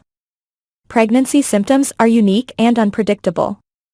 Two people can each have healthy pregnancies without any of the same symptoms. Likewise, you may have bad nausea in your first pregnancy, but no morning sickness in a later pregnancy. The swiftly rising levels of the hormones human chorionic gonadotropin, HCG, and progesterone are responsible for many of the pregnancy symptoms you experience. You can expect any of the following week 5 pregnancy symptoms. 1. Morning sickness. Don't be fooled by the word morning. Nausea and vomiting can happen at any time during the day. While morning sickness typically begins during week 6 of pregnancy, some people experience it earlier. Eating several small meals throughout the day, instead of 2 or 3 big meals, may help to relieve these symptoms. Call your doctor if you can't keep any food or liquid down. This may be a sign of hyperemesis gravidarum, which is a rare disorder that involves continual nausea and vomiting during pregnancy. It sometimes requires inpatient treatment at a hospital. 2. Lightheadedness. Your blood pressure tends to run lower than usual during pregnancy. This can cause dizziness and even fainting. If you feel dizzy, sit down if you're standing or pull over if you're driving. 3. Frequent urination. As your uterus expands, it can press against your bladder. This will likely cause you to need to urinate more frequently. Go when you have the urge so that you avoid bladder infections. Drink plenty of water to avoid becoming dehydrated. 4. Abdominal cramps. You may experience mild cramping or bloating. This can be caused by the egg implanting or from your uterus stretching. While mild cramping shouldn't cause alarm, contact your doctor immediately if you experience severe pain that doesn't go away. 5. Vaginal bleeding. Light bleeding, also known as spotting, around the time of your missed period is usually considered implantation bleeding. While spotting can be caused by many factors, always let your doctor know if you notice any spotting or bleeding at any time during pregnancy. 6. Fatigue.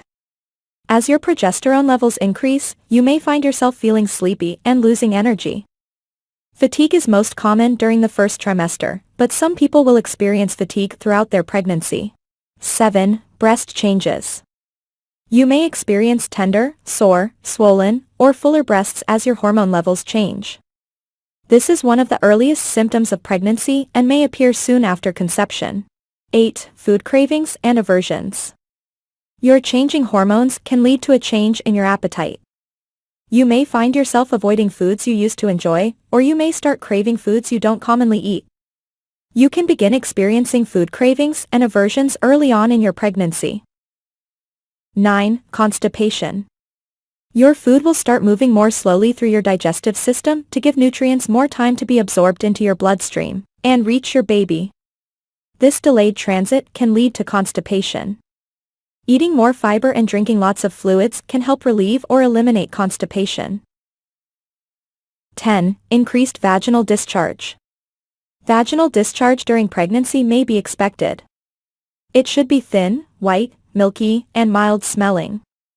If the discharge is green or yellowish, has a strong smell, or is accompanied by redness or itching, you should contact your doctor. This is likely a sign of a vaginal infection. 11. Mood swings. Pregnancy can cause a lot of emotions. Not only can the idea of a new baby cause emotional stress, but the changes in your hormones can also affect your emotions. It's perfectly fine to feel a variety of emotions from day to day, such as elation, sadness, anxiety, fear, and exhaustion. If these feelings are extreme or last more than a few days, consult your doctor right away. Warning signs of a miscarriage. According to the American College of Obstetricians and Gynecologists, about 10% of pregnancies end in miscarriage. Signs of a miscarriage include vaginal bleeding, the most common sign, which tends to be heavier than spotting and may contain clots. Abdominal or pelvic cramps. Back pain. Call your doctor if you experience any bleeding during pregnancy. An ectopic or a tubulate pregnancy is a pregnancy that grows outside the uterus, most often in the fallopian tube. This type of pregnancy isn't viable and can be life-threatening to the birthing parent. Symptoms of an ectopic pregnancy include vaginal bleeding, pelvic pain or cramping, possibly on one side, shoulder pain, dizziness or fainting. Call your doctor right away if you feel as though you are having symptoms of an ectopic pregnancy. Your baby development. The 5th week of pregnancy marks the start of the embryonic period. This is when baby's body systems and structures begin to form, such as the heart, brain, and spinal cord. Your baby's heart beats at a steady rate now, though it may not be detected by ultrasound for another 1 or 2 weeks. The placenta is also starting to develop. At this stage, your baby doesn't look like a baby yet. The embryo is growing quickly, but it's still very small, about the size of a pen tip or a sesame seed. Around this time, baby initially measures just 2 to 3 millimeters. Your body is gearing up to go through big changes, too. Pregnancy hormone levels are rapidly rising, and your uterus will begin to grow. You won't look pregnant for a couple more months, but you may start to experience symptoms now. Twin development at week 5. If you're carrying multiples, you may be able to detect your babies through an early ultrasound during week 5. Your babies are measured in millimeters at this point, but you might see 2 gestational sacs or even a couple of tiny fetal poles as the week goes on. Occasionally, you'll detect 2 gestational sacs at this early stage, but only 1 baby at a later ultrasound. This is called vanishing twin syndrome. There's often no clear reason for the loss, per 2021 research. You may have cramping and bleeding, or you may have no symptoms at all. 8 weeks pregnant, your baby's development. This week, hands and feet are forming tiny fingers and toes, and those arms are able to flex at the elbows and wrists. At this point, eyes begin to develop pigment, and genitals are forming too, although it's still too soon to know whether you're expecting a boy or a girl. If you feel like taking a guess though, have some fun with our baby gender quiz. These external features aren't the only things developing, the internal organs are making strides. As the intestines form, they start to take up space in the umbilical cord because there's not enough room in your baby's abdomen yet. Even at this early stage, the intestines are working to carry waste away from the body. A month from now, when there's more room in your little one's belly, the intestines will move out of the cord and back into the abdomen. The size of the embryo at 8 weeks pregnant. Your baby has already come a long way, and soon, growth will speed right up. Your little one is about the size of a raspberry this week, just 0.5 to 0.6 inch long, crown to rump. Mom's body at 8 weeks pregnant. By the time you're 8 weeks pregnant, pregnancy symptoms will be in full swing. Your clothes may start to pinch a little, but on the plus side, you may be able to hear your baby's heartbeat for the first time, something to make up for the not-so-pleasant symptoms you may have been experiencing. You may be wondering when you will start showing. 8 weeks pregnant, your symptoms. At 8 weeks pregnant, here are some of the symptoms you may be experiencing. Morning sickness. You may be dealing with nausea and even vomiting right about now. The good news is morning sickness symptoms usually subside during the second trimester, and you're almost there. For now, try nibbling on crackers before you get up, and aim for 5 or 6 small meals a day, rather than 3 large ones. Food and smell aversions. Certain tastes and odors that have never bothered you before may seem overbearing or repugnant, thanks to increased hormones that amplify your sense of smell and make your stomach feel as if you're on a wild roller coaster ride. Diarrhea. Your digestive system may be far more sensitive now. Make sure you're practicing healthy eating habits and staying hydrated. Contact your healthcare provider if the diarrhea lasts longer than 24 hours. Or is accompanied by any other symptoms, and do not take anti-diarrheal medicine or any medication before checking with your provider. Frequent urination. Yes, you may still be making lots of extra trips to the bathroom. This symptom will come and go throughout the rest of your pregnancy as your baby grows and your uterus expands, both of which put pressure on your bladder. Abdominal cramping. This symptom can be associated with the continued growth of your uterus. Back pain. By the time you are 8 weeks pregnant, back pain may strike, particularly around the lower back.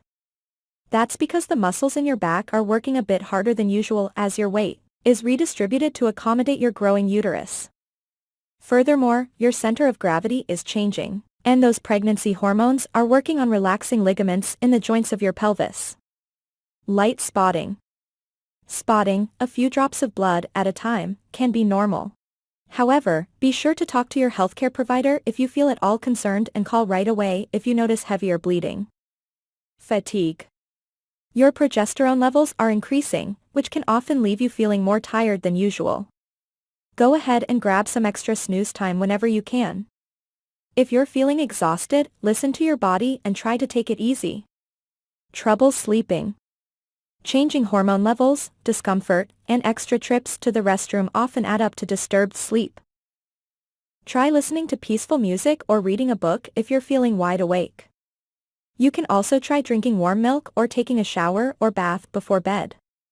Some women find lying on their left side is helpful as it improves blood circulation. Placing a pillow between your knees may help you feel more comfortable too. Conceiving with PCOS, 20 tips for a successful pregnancy journey. 1. Introduction. Welcome to our channel. Today, we're discussing a topic that many women with polycystic ovary syndrome, PCOS, face: how to increase the chances of getting pregnant despite PCOS. 2. Understand PCOS. Briefly explain what PCOS is and its impact on fertility. 3. Consult a specialist. Point out the importance of seeking advice from a fertility specialist or gynecologist. 4. Lifestyle changes. Discuss the significance of adopting a healthy lifestyle, including a balanced diet and regular exercise. 5. Maintain a healthy weight.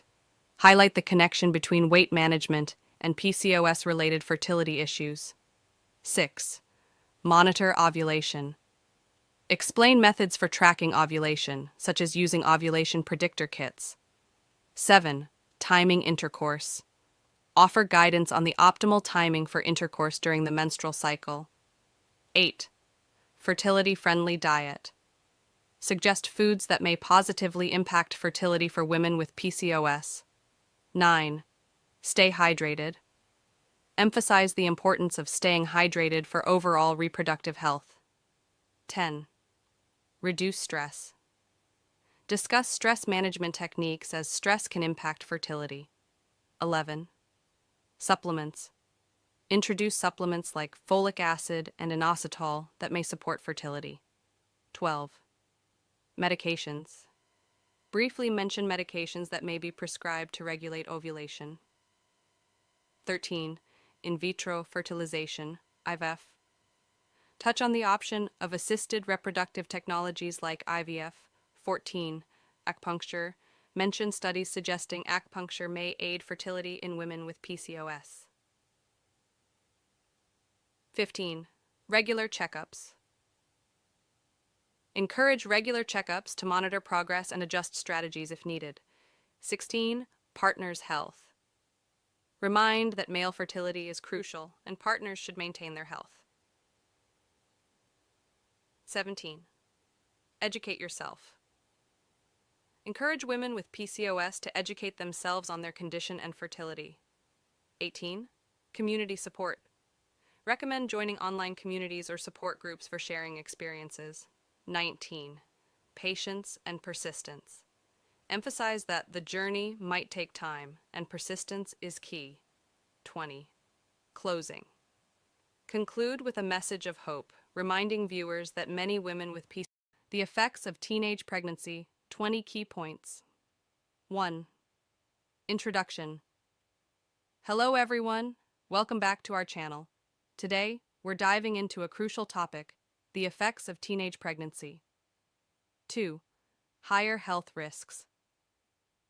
Teenage mothers often face higher health risks during pregnancy compared to older women. 3. Educational challenges. Teen moms are more likely to drop out of school, limiting their educational and career opportunities. 4. Economic impact. Teenage pregnancy can contribute to financial strain on families and communities. 5. Emotional stress. Young parents may experience heightened emotional stress due to the challenges of parenthood at an early age. 6. Impact on mental health. Teenage mothers are at a higher risk of experiencing mental health issues such as depression and anxiety. 7. Social stigma. Teen moms often face social stigma and judgment from peers and the community. 8. Parenting skills. Being a parent requires skills that young individuals might not have fully developed, impacting effective parenting. 9. Relationship strain. Teenage pregnancies can strain relationships, leading to higher rates of breakups. 10. Limited social life. Young parents may find it challenging to maintain an active social life due to parenting responsibilities. 11. Child development. Children born to teenage parents may face developmental challenges. 12. Single parenthood. Teenage pregnancies often lead to single parenthood, which can be challenging for both the parent and child. 13. Healthcare access. Access to proper healthcare may be compromised, affecting both maternal and child health. 14. Generational cycle. Teenage pregnancy can perpetuate a cycle, as children of teen moms may be more likely to become teen parents themselves.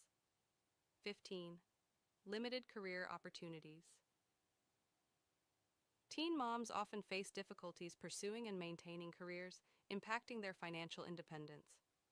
16. Child poverty. Children of teenage parents are at a higher risk of living in poverty. 17. Higher rates of preterm births. Teenage pregnancies are associated with higher rates of preterm births, affecting the baby's health. 18. Child abuse. Risk. Teen parents may be at a higher risk of unintentional child abuse due to lack of experience and stress. 19. Impact on educational goals. Teen moms may struggle to achieve their educational goals, limiting their potential in various fields. 20. Prevention and support. It's crucial to focus on prevention and provide support systems to help reduce the impact of teenage pregnancy on individuals and society. Closing. Thanks for joining us today. If you found this video informative, don't forget to like, share, and subscribe. Let's continue the conversation in the comments below. Until next time, stay informed.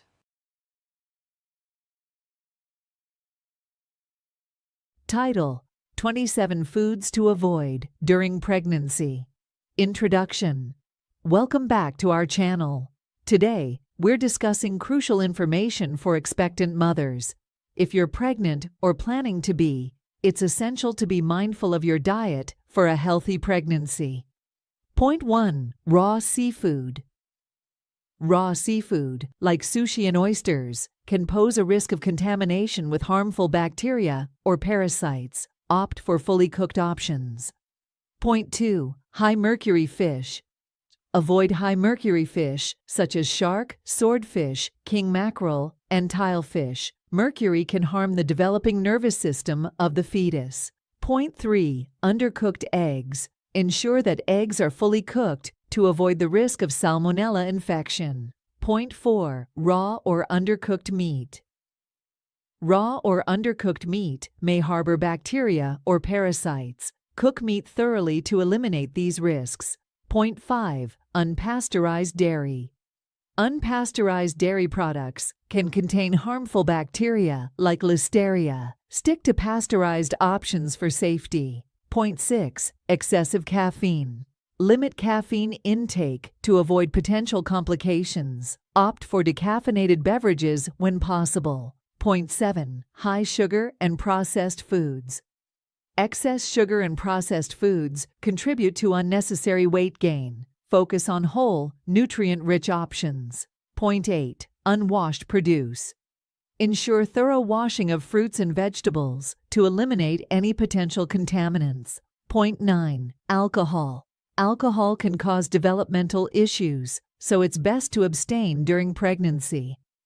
Point 10. Artificial sweeteners. Some artificial sweeteners may have uncertain effects during pregnancy. Choose natural sweeteners in moderation. Point 11. Deli meats. Deli meats may carry the risk of Listeria contamination. Heat them thoroughly before consumption. Point 12. Soft cheeses.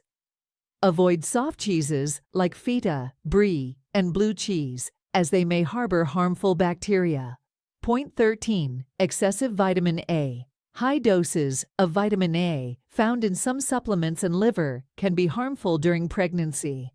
Point 14. Raw sprouts. Raw sprouts may carry a risk of contamination, so it's advisable to avoid them. Point 15. Unwashed hands and surfaces. Practicing good hygiene, including washing hands and surfaces, helps prevent foodborne illnesses. Point 16. Excessive salt. High salt intake can contribute to fluid retention. Opt for balanced sodium levels. Point 17. Herbal teas. Some herbal teas may have adverse effects during pregnancy. Consult with your healthcare provider before consumption. Point 18. Excessive intake of vitamins and minerals. Avoid excessive intake of certain vitamins and minerals, as it may lead to complications. Point 19. Excessively hot baths. Hot baths can raise your body temperature, potentially harming the developing fetus. Stick to warm or lukewarm baths. Point 20. Raw cookie dough. Raw cookie dough may contain raw eggs, posing a risk of salmonella. Bake cookies thoroughly. Point 21. Unwashed lettuce. Ensure lettuce and other leafy greens are thoroughly washed to remove potential contaminants.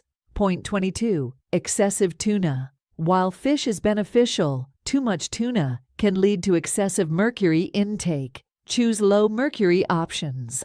Point 23. Processed junk food. High in additives and preservatives, processed junk food should be limited for a healthy pregnancy. Point 24. Excessive exercise. While staying active is essential, avoid excessive or high-impact exercise without consulting your healthcare provider. Point 25. Certain medications. Always consult your doctor before taking any medications during pregnancy.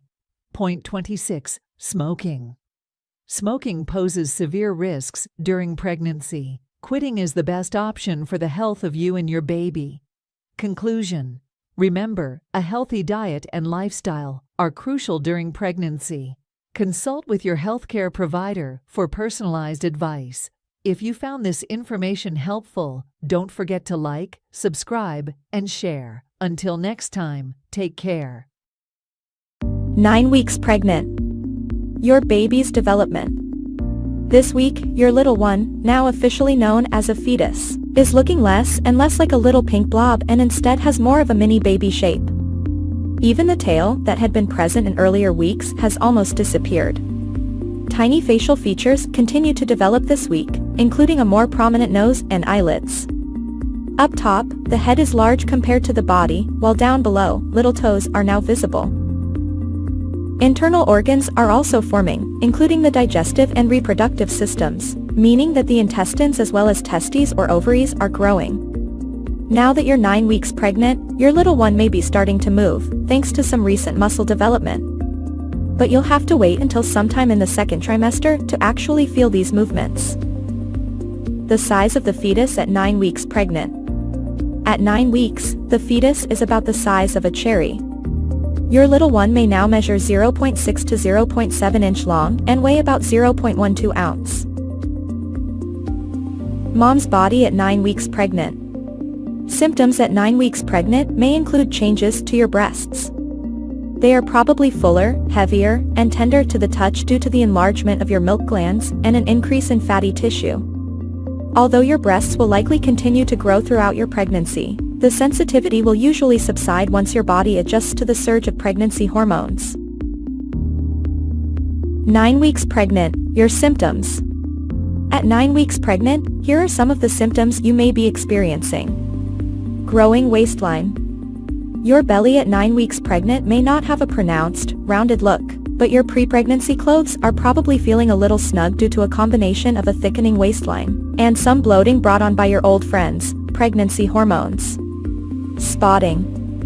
You may see some spotting in the first trimester. Call your healthcare provider if you see any more than a few drops of blood. Mild uterine cramping. This is a time of rapid change in your body, and you may experience mild uterine cramping.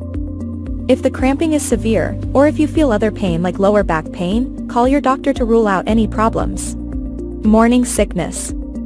If you haven't experienced morning sickness by now, you could be one of the lucky ones who will avoid this common symptom. But if you do get morning sickness, keep on eating smaller meals frequently throughout the day and remember to stay hydrated. Being hungrier.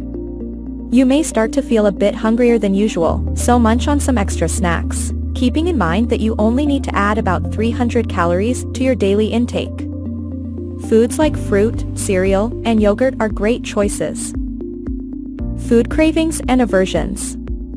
Your sense of smell is heightened now, and foods and smells you once enjoyed may now seem unpleasant.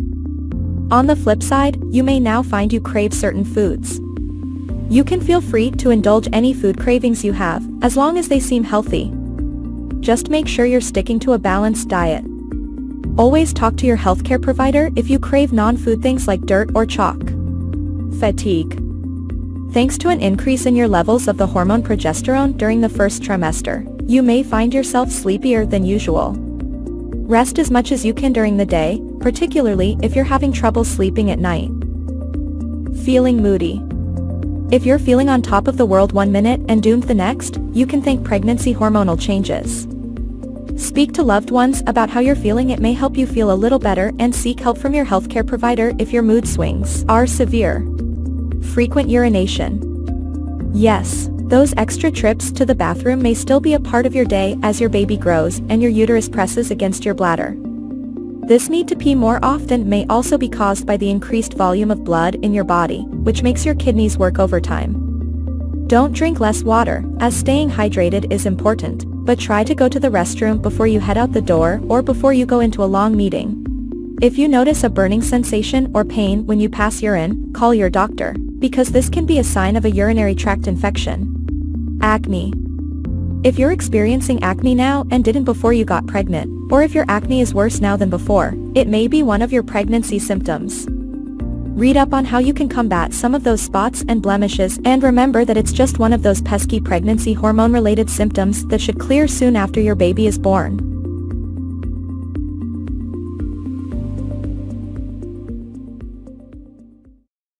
Oh hey everyone, welcome back to. Today we have a topic that's close to the hearts of many expecting mothers out there. Maintaining fitness while pregnant. Whether you're a mom-to-be or just curious, this video is packed with tips to keep you active and healthy throughout your pregnancy journey, so let's dive in. Segment 1. The importance of staying active. Pregnancy is not a reason to hit pause on your fitness journey. In fact, staying active during this special time can bring a world of benefits, from boosting your mood to improving your posture and sleep. The advantages are endless, but of course safety is key, so let's talk about the types of exercises that are perfect for moms-to-be. Segment 2. Safe and effective exercises. Now, when it comes to exercising during pregnancy, it's crucial to choose activities that are gentle on your changing body. Opt for low-impact exercises like walking, swimming, and prenatal yoga. These not only keep your heart pumping but also help in maintaining muscle tone and flexibility. Remember, always consult with your healthcare provider before starting any new workout routine. Segment 3. Tailoring your workouts. One size doesn't fit all, especially when it comes to pregnancy workouts. Tailoring your exercises to your individual needs is key. If you were active before pregnancy, you might be able to continue with modifications, but if you're new to exercise, start slow and gradually increase intensity. Our bodies are incredible, and adapting our workouts ensures a healthy journey for both mom and baby. Segment 4.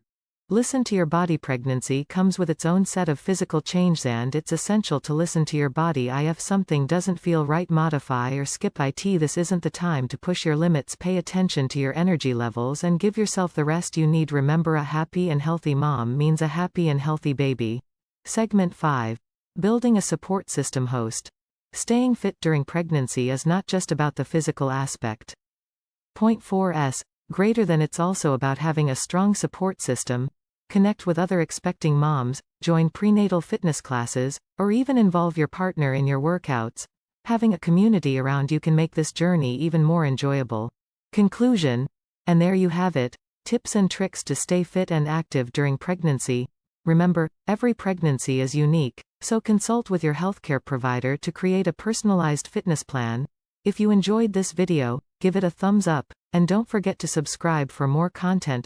Take care. Balancing act. A guide for pregnant working women. Managing work while being pregnant can be a challenging but manageable experience. Here are some tips for pregnant women who are also working. 1. Communication with your employer. Inform your employer about your pregnancy in a timely manner. This allows them to make any necessary adjustments and accommodations. Discuss your plans for maternity leave and ensure you understand your company's policies regarding pregnancy and parental leave. 2. Schedule regular prenatal checkups. Attend all necessary prenatal appointments to ensure the health of both you and your baby. Communicate with your employer about these appointments in advance and discuss any necessary time off. 3. Flexible work arrangements. If possible, explore flexible work options such as telecommuting or adjusting your work hours to accommodate your changing needs and energy levels. 4. Take breaks and rest. Listen to your body and take breaks when needed. Short breaks can help alleviate fatigue and stress. Ensure you have a comfortable chair and workspace to support your changing body. 5. Stay organized. Use tools like calendars, planners, or apps to stay organized and manage your workload efficiently. Prioritize tasks and focus on what's most important to reduce stress. 6. Delegate tasks. If you have the opportunity, delegate tasks that can be handled by others. This can help lighten your workload and reduce stress. 7. Stay hydrated and eat well. Proper nutrition is crucial during pregnancy. Stay hydrated and eat balanced, healthy meals to maintain your energy levels. 8. Seek support from colleagues. Let your colleagues know about your pregnancy, especially if it may affect your work in any way. They can provide support and understanding. 9. Create a comfortable workspace. Make your workspace more comfortable by adding cushions or ergonomic accessories as needed. 10. Know your rights. Familiarize yourself with your rights as a pregnant employee. Understanding your legal protections can help ensure fair treatment in the workplace. 11. Plan for maternity leave. Work with your employer to plan for your maternity leave. Make sure you understand how your role will be covered during your absence. Remember, it's essential to prioritize your health and the health of your baby during this time. Don't hesitate to communicate openly with your employer, seek support from your colleagues, and make adjustments as needed to manage the demands of both work and pregnancy.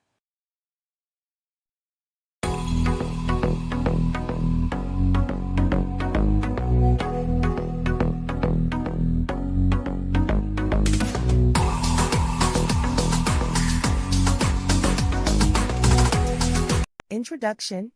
Emphasize the transformative journey of pregnancy. Discuss the emotional and physical changes women experience. Calculating weeks. Clarify that the LMP method is a standard for tracking pregnancy. Note that not all months have the same number of days, so weeks may not align perfectly. Month-to-week conversion. Break down weeks further, explaining the significance of each week. Highlight milestones like the baby's heartbeat starting around week 6. Trimesters. Detail major developments in each trimester, such as organ formation and fetal movement. Discuss common symptoms and changes experienced by the mother. Due date calculation. Explain the Naegele's rule for estimating the due date. Stress the importance of ultrasounds for accurate dating and monitoring fetal growth. Common pregnancy terms. Elaborate on terms like term, preterm, and postterm. Discuss the potential challenges and care associated with preterm births. Tips for tracking. Recommend apps that provide daily insights and tips.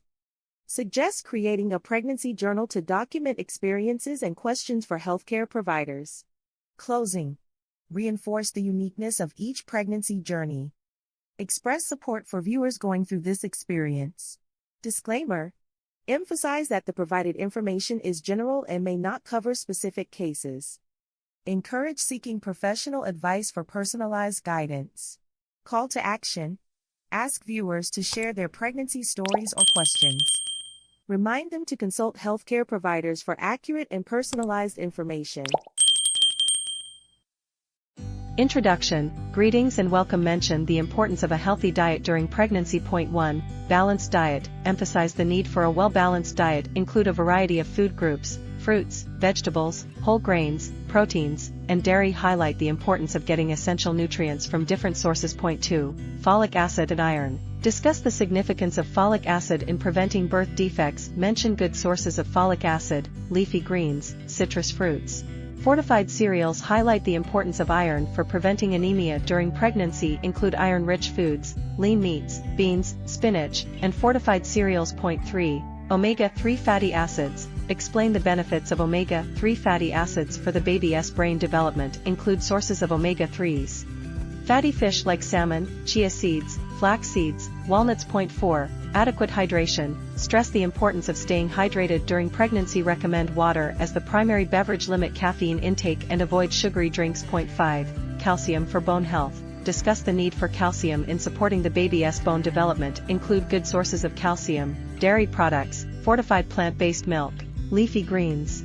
Point 6. Small, frequent meals. Suggest eating smaller, more frequent meals to ease digestion. Emphasize the importance of snacks with a balance of nutrients. Point 7. Foods to avoid. list foods that should be avoided during pregnancy: raw fish, unpasteurized dairy, excessive caffeine, etc. Explain the reasons behind these restrictions for the baby's safety.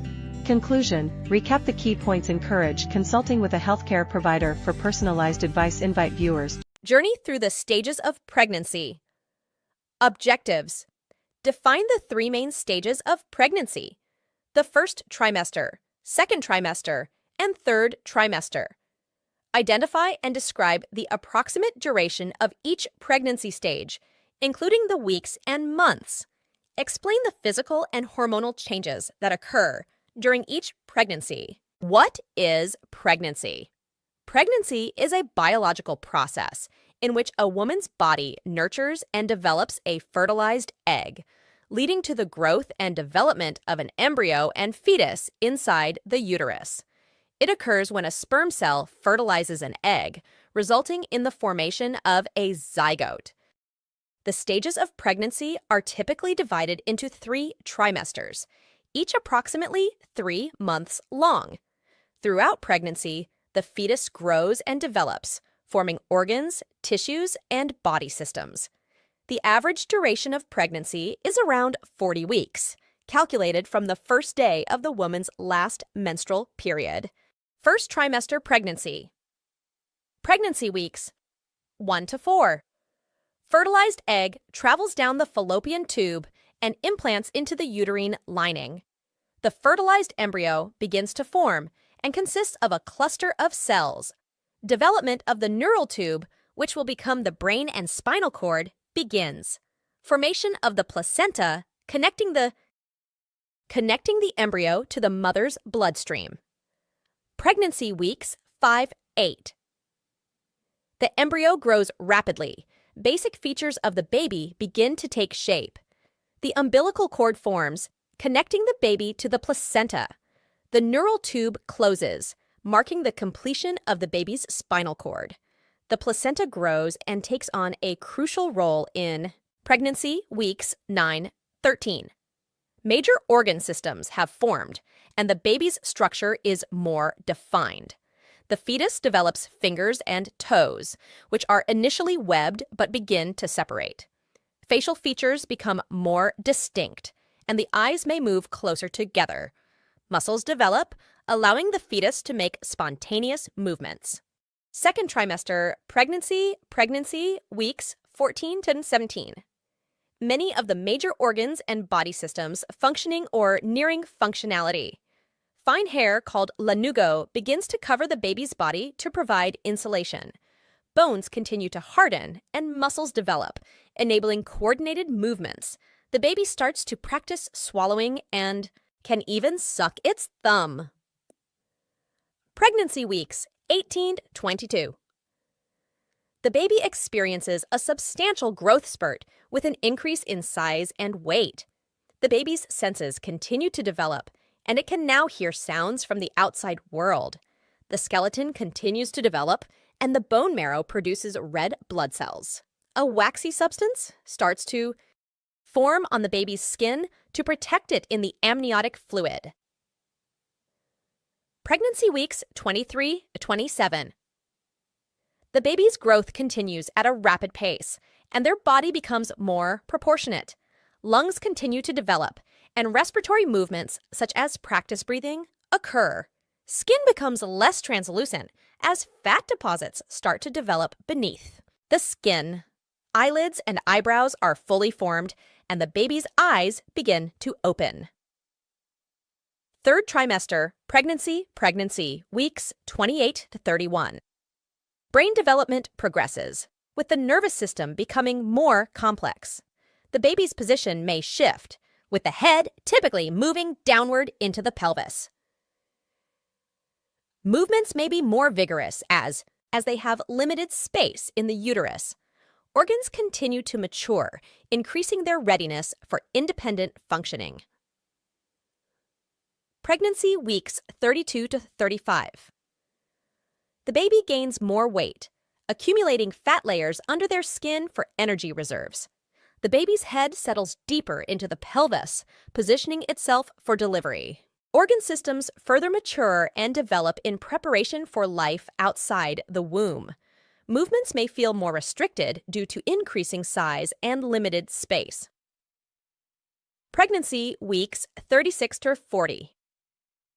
The baby's growth slows down, but they continue to gain weight and size. The baby's head becomes engaged in the pelvis, settling into a position for birth.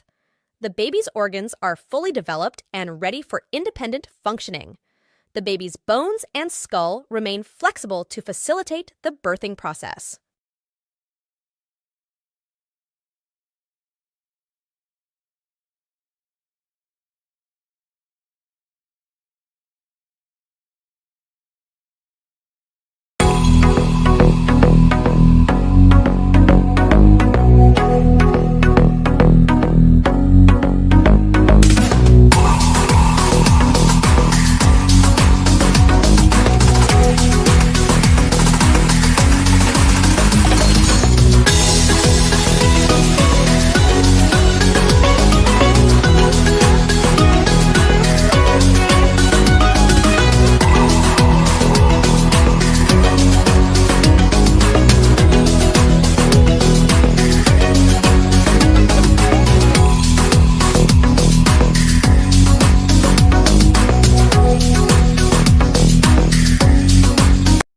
Welcome back to our channel, where we provide valuable information and support for those on their journey from infertility to fertility.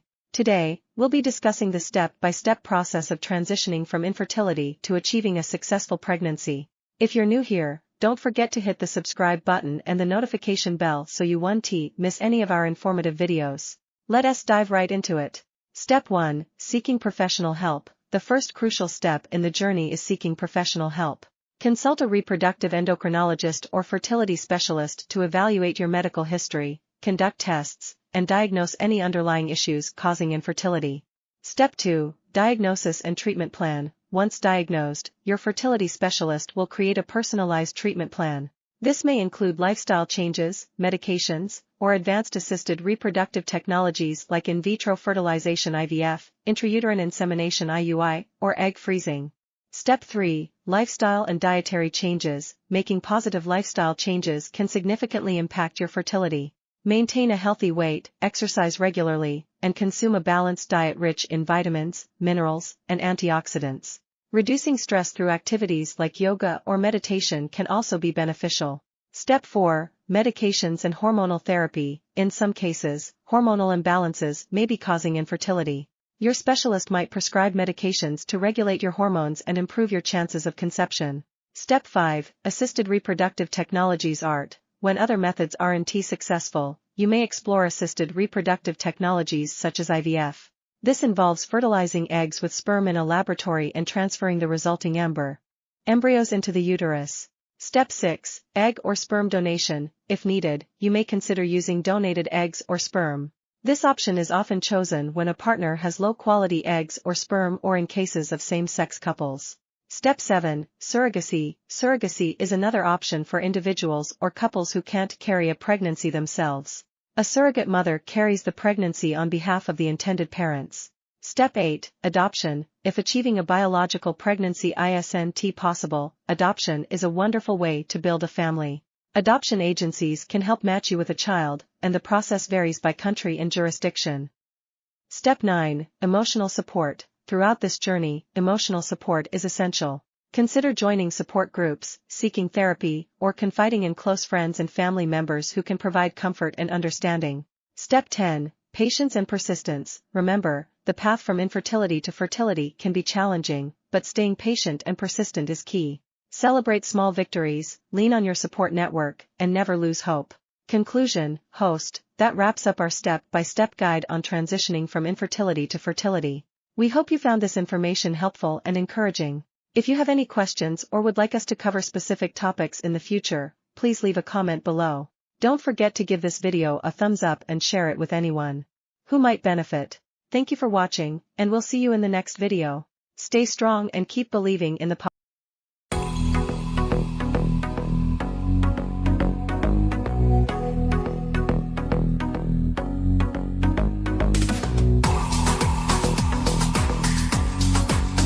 6 weeks pregnant, your little one is developing new features. This week's most important milestone, the neural tube begins to close over what will become your baby's spinal cord. There's more.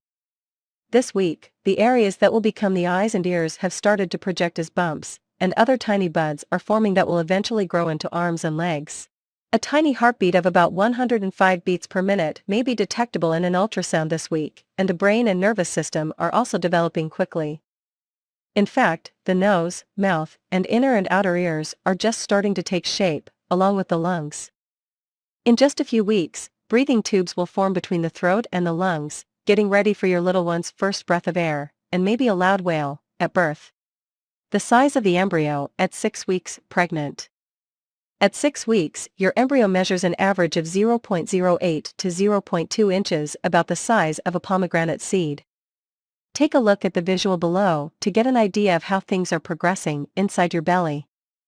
At 6 weeks, when it comes to the embryo, things are starting to take shape. Mom's body at 6 weeks pregnant. This week, your breasts may feel tender or achy because of increased blood flow. This is a normal part of your body preparing for breastfeeding. Wearing a supportive bra can help with discomfort. You may also experience constipation because of an increase in progesterone, which slows down the digestive tract.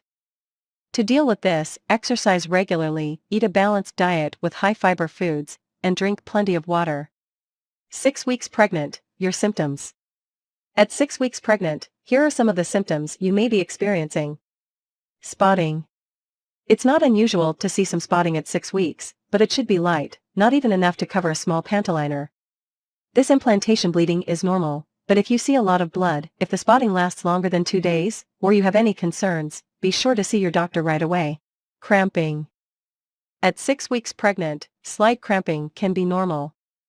It's a sign your uterus and the surrounding tissues are expanding to make room for your baby. If you feel pain more severe than usual period cramping, especially if accompanied by a fever or diarrhea, contact your doctor immediately. Morning sickness. If you haven't yet had morning sickness, this may be the week it arrives. Morning sickness can happen any time of day or night. It may be triggered by certain movements, smells, an empty stomach, or nothing at all. Crackers and other simple, starchy foods can help, so keep a little something on hand for those random bouts of nausea. Exhaustion. You may feel completely exhausted due to pregnancy fatigue, and that's okay. As your levels of the pregnancy hormone progesterone are increasing, making you more and more tired, you may find taking naps can help. Some women also say that little snacks and some light exercise are effective in fighting off fatigue. Ways to help yourself feel a bit better. No symptoms. That's right, it's possible to be 6 weeks pregnant with no symptoms whatsoever. Every pregnancy and every woman is different. For example, some women never experience morning sickness, so if you're one of the lucky few, enjoy these nausea-free days without worry. Teen pregnancy can have significant physical and emotional health risks for both the mother and the baby. Teenage mothers are at a higher risk of experiencing complications during pregnancy and childbirth, such as premature birth, low birth weight, and preeclampsia. These complications can have long-term health effects for both the mother and the baby, such as developmental delays, chronic health conditions, and even death. Furthermore, teenage mothers may experience emotional and mental health issues during and after pregnancy. It's important to educate young people about safe sex practices and contraception to prevent unintended pregnancies. Providing comprehensive sex education that includes information about contraception and healthy relationships can help young people make informed decisions about their sexual health. It's also important to provide access to affordable and effective contraception options for teens who choose to be sexually active. Teen pregnancy can have significant physical and emotional health risks, but with education and resources, we can help prevent unintended pregnancies and support pregnant teens in maintaining their health. Thanks for watching. Don't forget to like and subscribe for more videos like this.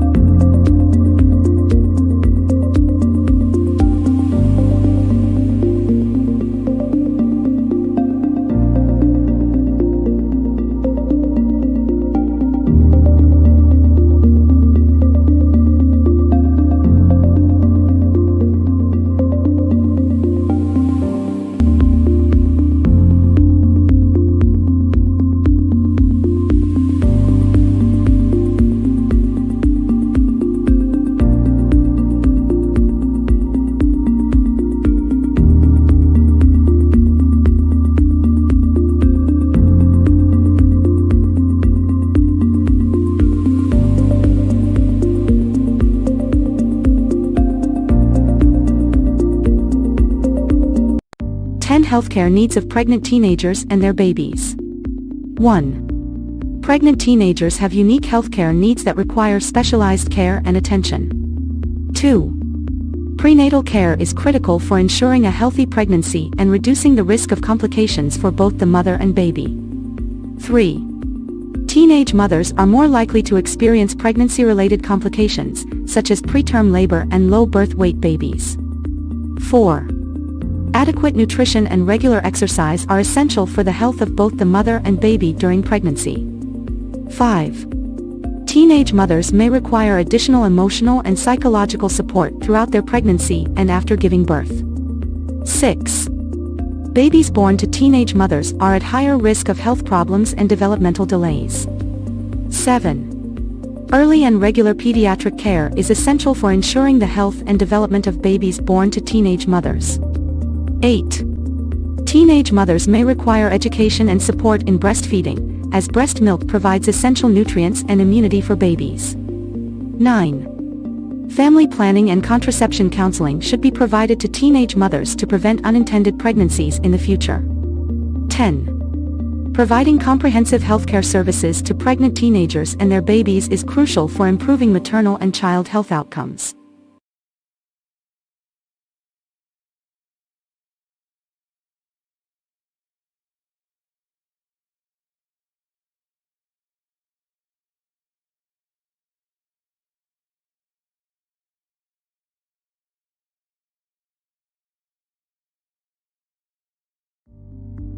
Weeks baby development. How big is your baby at 17 weeks pregnant? The baby is around 5.1 inches this stage. This is roughly the size of a potato. The skin is loose and wrinkled and the fetus has a lot of growing to do. By the time of the delivery, he or she will fill out their skin more normally. Around this stage of pregnancy, the fetus starts to look a lot more human. In addition to hair growing on the head, the eyebrows and eyelashes are also developing. The eyelids are shut, but the eyes themselves can move and the mouth can also open and close. The fingernails and toenails are growing, and your bundle of joy has also developed a firm grip. Your baby's been getting bigger and bigger over the last couple of weeks, and this means that he or she has needed a larger placenta. Remember that the placenta is the organ that supplies nutrition to the fetus, removes waste products, and fulfills other important roles. By the end of your pregnancy, the placenta will weigh around 510 grams. Your baby now has doubled in weight in the last 2 weeks. Fat begins to form, helping your baby's heat production and metabolism. The lungs are beginning to exhale amniotic fluid, and the circulatory and urinary systems are working. Your baby's bones. Your baby's skeleton is changing from soft cartilage to bone. Support your baby's bone health, and your own, by eating calcium-rich foods. Getting enough calcium also reduces your risk of hypertension and preeclampsia. The umbilical cord. The umbilical cord, your baby's lifeline to the placenta, is growing stronger and thicker. By the end of pregnancy, it will be approximately 9 inches long and an inch thick. The umbilical cord delivers nutrients to your baby and ferries away waste products. Your baby's skin. Sweat glands are starting to develop. And by next week, the layers of your baby's skin will be fully formed. Your baby when you're 17 weeks pregnant. Your baby is getting bigger all the time and might now weigh more than the placenta. Your baby is about 13 centimeters from head to bottom and about 150 grams. Your baby's external sex organs are completely formed. The kidneys are working, and your baby passes urine every 50 minutes or so. Your baby will also swallow some urine, which is sterile, in the amniotic fluid. This is normal. Loud noises might make your baby startle. Your baby's taste buds are working, and your baby can tell the difference between sweet and bitter. What does my baby look like?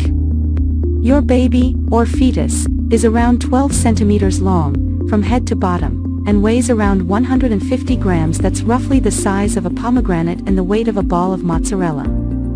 Your baby can move their eyes, Although they'll stay shut for now, react to loud noises, open and close their mouth. Your baby's fingernails are starting to grow and will have their own unique fingerprints. Even identical twins have different fingerprints. Week 17, your second trimester. You might start to feel your baby move now. You will not be able to tell exactly what your baby's up to, but soon you could be feeling every kick, punch, hiccup and somersault. Your baby's movements. Many women spot the first signs of their baby moving between 18 and 24 weeks. Inside your tummy, you might feel bubbling, fluttering, rolling. You might find that your baby moves more after meals, when you listen to loud music, when you rub your tummy and talk to your baby, when you are relaxing. Here are some of the other symptoms you may be experiencing: tiredness and difficulty sleeping, swollen or bleeding gums, pain on the side of your belly, headaches, nosebleeds, bloating or constipation, indigestion.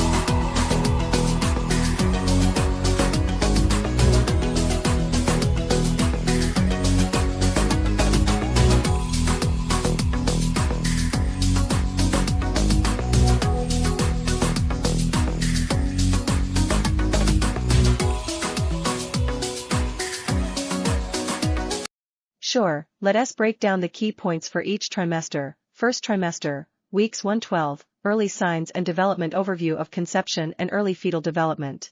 Common symptoms like morning sickness, fatigue, and hormonal changes. Importance of prenatal vitamins and a healthy diet. Weeks 5-8, organ formation of vital organs and major body systems. Discuss potential early ultrasound and first heartbeat. Weeks 9-12, transition to second trimester, gradual reduction of some early symptoms. Introduction of prenatal screenings and tests. Second trimester, weeks 13-16, visible changes, baby's growth spurt and noticeable changes in the mother's body. Announcement of pregnancy to friends and family, week 17-20, gender reveal, discussion on when and how gender can be determined. Introduction of anatomy scan and potential genetic testing. Weeks 21-24, viability and quickening, fetal viability milestone. First experiences of fetal movements quickening. Third trimester, weeks 25-28, final trimester begins, overview of the home stretch. Importance of monitoring baby's movements. Weeks 29-32, preparing for labor, discussion on birthing classes and birth plans. Baby shower preparations and nesting instincts. Weeks 33-40, final preparations, physical and emotional changes in the mother. Signs of labor and when to contact healthcare provider. Packing hospital bag and finalizing birth plan. Postpartum, labor and delivery overview of labor stages and delivery options. Postpartum recovery and care for both mom and baby. Newborn care, basics of newborn care, feeding, and sleep.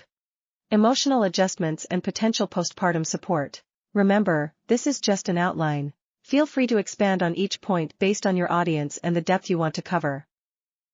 Pregnancy, childbirth, and all the associated experiences are, in my personal opinion, the most extraordinary processes in human biology. However, it's essential to recognize that it's not all sunshine and rainbows. Despite the beauty of children, the journey of bringing them into the world can entail some uncomfortable consequences. In today's video, we'll delve into the changes that occur in a mother's body during pregnancy, exploring phenomena such as morning sickness, fatigue, changes in taste, and the impacts on internal organs as the uterus expands to accommodate the growing fetus. Let's dive into this fascinating topic. Intro. While I may not have experienced pregnancy firsthand, I've had the privilege of witnessing this incredible process twice in my life. The sheer marvel of it is beyond words. My aim with this video is not to dwell on the negatives, but to shed light on some commonly experienced symptoms of pregnancy. In future videos, we'll explore the many beautiful aspects of pregnancy. First on the list is morning sickness.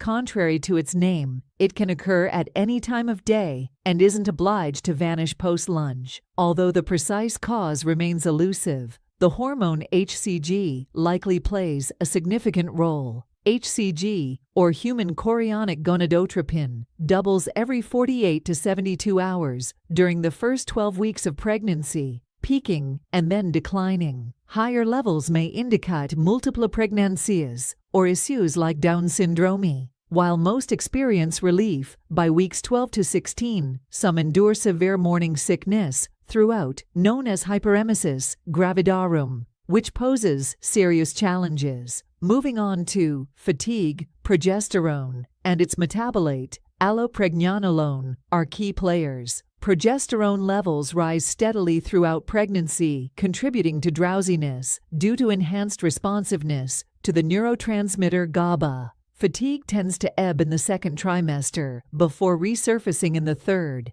influenced by various hormonal changes and the physical and emotional toll of pregnancy. Another common phenomenon is changes in taste, often characterized by a metallic or bitter flavor. While the mechanism isn't fully understood, estrogen likely plays a significant role. Pregnant individuals, particularly females with elevated estradiol levels, report alterations in taste perception, affecting food preferences and aversions. Lastly, the third trimester brings physical discomfort as the expanding uterus displaces surrounding organs. The greater omentum, intestines, stomach, liver, gallbladder, and even the heart and lungs undergo significant shifts to accommodate the growing fetus. While these changes are awe-inspiring, they undoubtedly contribute to discomfort. There are numerous other transformations in a mother's body during pregnancy, including alterations in liver metabolism, kidney function, and digestive system, peristalsis. Feel free to suggest topics for future videos in the comments below. Thanks for tuning in, and I'll catch you in the next video. Introduction. Greet your viewers warmly. Briefly share your excitement about documenting your pregnancy journey. Week 4-6, Discovery. Discuss how you found out about the pregnancy. Share your initial thoughts and emotions. Week 7-10, First trimester symptoms. Detail common symptoms like morning sickness and fatigue. Offer tips on coping with these symptoms. Week 11-13, First ultrasound. Share your experience with the first ultrasound. Discuss any surprises or emotions during this appointment. Week 14-16, Gender reveal. If you've discovered the gender, reveal it to your audience. Share any creative or special gender reveal ideas you used.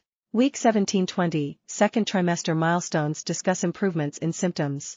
Share any notable milestones, like feeling the first kicks. Week 21-24, Maternity fashion. Showcase your favorite maternity outfits. Offer tips for staying stylish and comfortable. Week 25-28, Baby shower preparation. Discuss planning and organizing your baby shower. Share any memorable moments from the celebration. Week 29-32, Third trimester challenges. Address common challenges like back pain and sleep difficulties. Offer advice on staying comfortable during this stage. Week 33-36, Nesting and preparing. Show your audience how you're preparing for the baby's arrival. Discuss any nesting instincts or rituals you've experienced. Week 37-40, Final countdown. Share your thoughts and emotions as you approach your due date. Discuss any last-minute preparations or anxieties.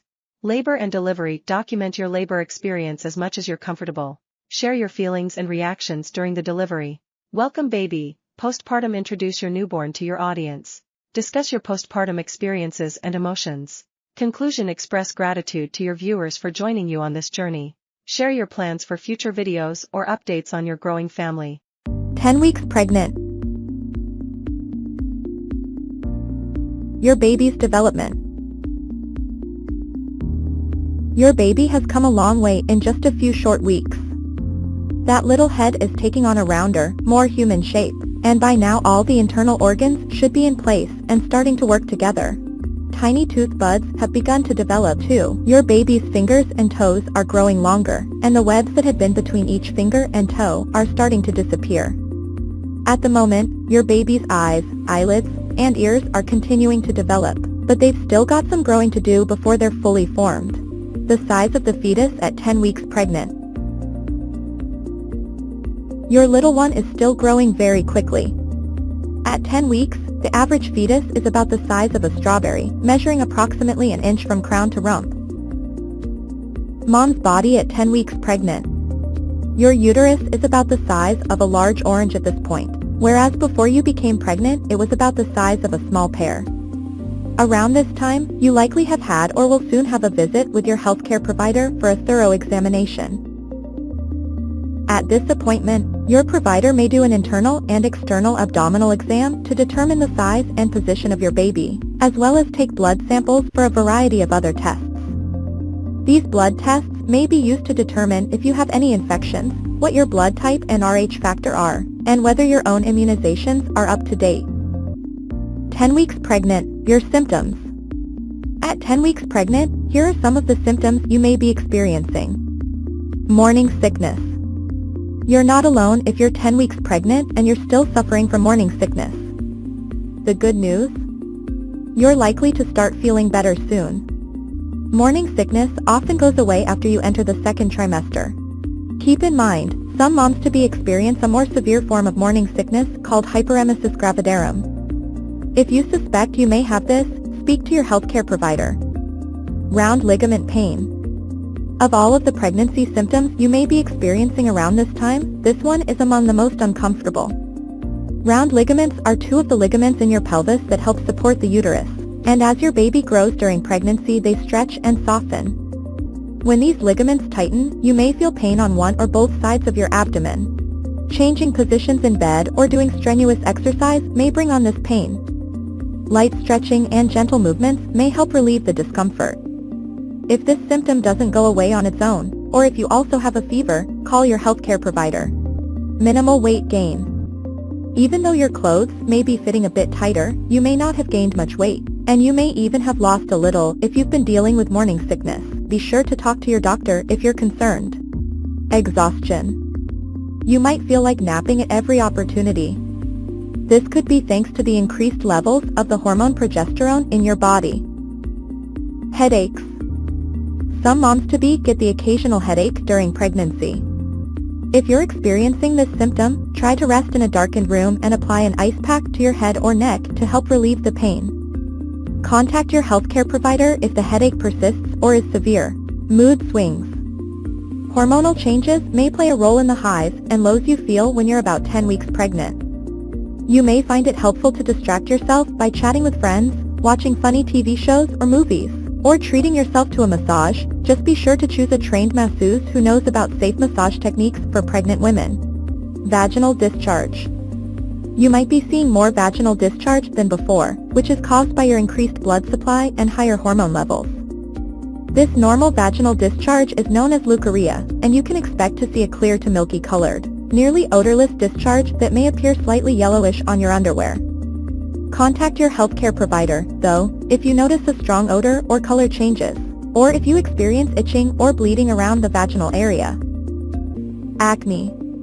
If you're experiencing acne now and didn't before you got pregnant, or if your acne is worse now than before, it may be one of your pregnancy symptoms. And remember that it's just one of those pesky pregnancy hormone-related symptoms that should clear soon after your baby is born.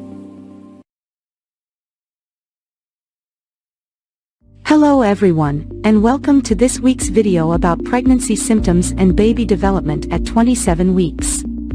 At this point in your pregnancy, you're already well into your second trimester, and your baby is continuing to grow and develop at an incredible pace.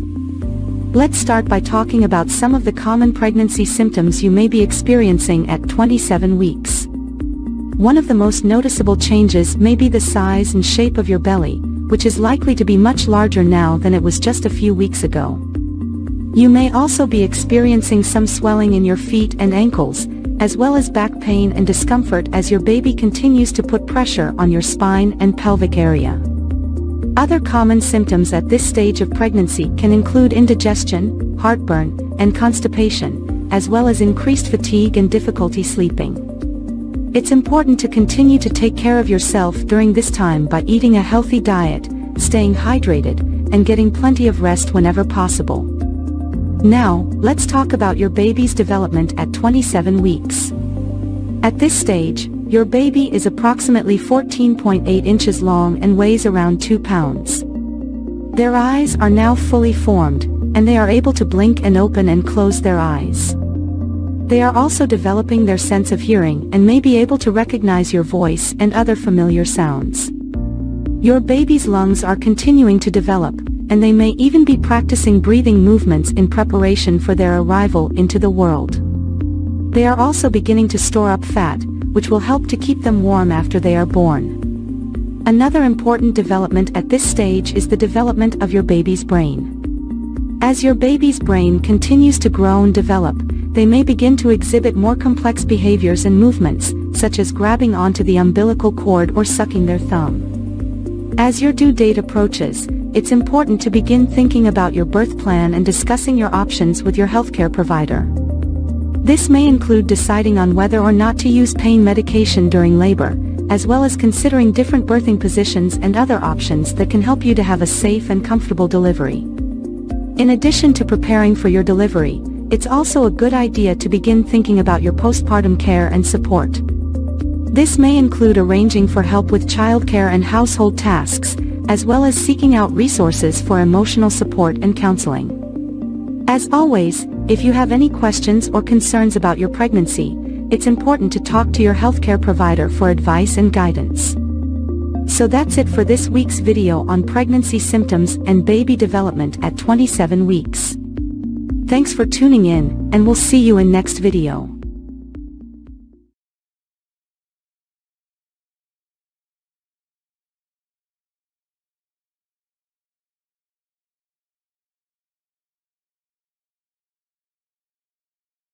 Hello everyone, and welcome back to our pregnancy journey. Today, we are at the 28-week mark, which means we are officially in the third trimester. In this video, we will discuss the symptoms you may experience at this stage of pregnancy and how your baby is developing. First, let's talk about some common symptoms you may experience during the 28th week of pregnancy. At this point, your baby is growing rapidly, which can put a lot of strain on your body. You may feel more tired than usual, and you may also experience shortness of breath as your growing baby puts pressure on your lungs. You may also experience swelling in your hands, feet, and ankles as your body retains more fluid. This is normal, but if you notice severe swelling, be sure to speak with your healthcare provider as it can be a sign of preeclampsia, a serious pregnancy complication. Heartburn and indigestion are also common during the third trimester as your growing uterus puts pressure on your stomach, leading to acid reflux. Eating small, frequent meals and avoiding spicy or acidic foods can help alleviate these symptoms. Now let's talk about your baby's development at 28 weeks. At this stage, your baby weighs around 2.5 pounds and is approximately 15 inches long. Their brain is developing rapidly, and they can now blink their eyes, which have formed fully. Your baby's lungs are also developing, and although they are not yet fully functional, they are producing surfactant, a substance that helps the lungs expand and contract. This is an important milestone in your baby's development as it prepares them for life outside the womb. Your baby's senses are also developing at this stage, and they can now hear your voice and your heartbeat. You may notice that your baby becomes more active when you talk or sing to them. As your baby continues to grow, they will start to gain more fat, which will help regulate their body temperature after birth. They will also continue to practice breathing, and by the end of the third trimester, they will be able to hiccup. So, what can you expect during the rest of the third trimester? As your due date approaches, you may experience more intense Braxton Hicks contractions, which are practice contractions that help prepare your body for labor. You may also notice an increase in vaginal discharge, which is normal but should not have a strong odor or be accompanied by itching or burning. It is also important to start preparing for labor and delivery. Talk with your healthcare provider about your birth plan and attend childbirth education classes to learn about the different stages of labor and coping techniques for pain. In summary, at 28 weeks pregnant, you may experience symptoms such as fatigue, shortness of breath, and swelling. Your baby is rapidly growing and developing, and they can now hear your voice and blink their eyes. As you move into the third trimester, be sure to continue monitoring your symptoms and preparing for labor and delivery. That's all for today's video. Thank you for watching, and be sure to subscribe to our channel for more pregnancy updates.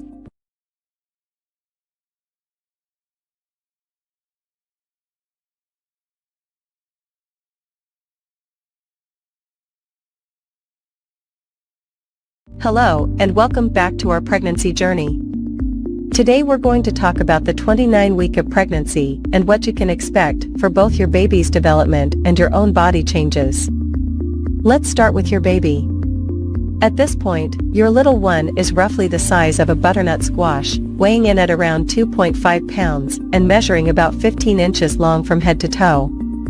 Your baby's brain is continuing to develop rapidly, and their lungs are starting to produce surfactant, a substance that helps them breathe on their own outside of the womb. Your baby's movements are becoming more pronounced, and you may start to notice a pattern of when they are most active.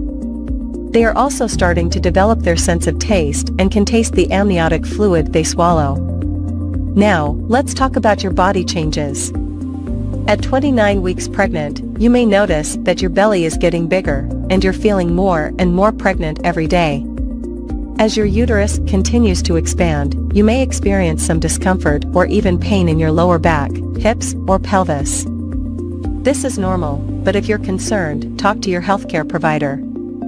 You may also notice some new symptoms, such as Braxton Hicks contractions. These are practice contractions that feel like your uterus is tightening and releasing. They're usually painless and irregular, but if you're experiencing them frequently or with any pain or discomfort, it's important to let your healthcare provider know. Other common symptoms at this stage of pregnancy include shortness of breath, heartburn, and difficulty sleeping. If you're having trouble sleeping, try sleeping on your left side with a pillow between your knees to support your lower back and hips. It's also important to keep up with your prenatal appointments and any recommended tests or screenings. At your 29-week appointment, your healthcare provider may check your blood pressure, measure your belly, and listen to your baby's heartbeat. As you enter the third trimester of pregnancy, it's important to continue taking care of yourself and your growing baby.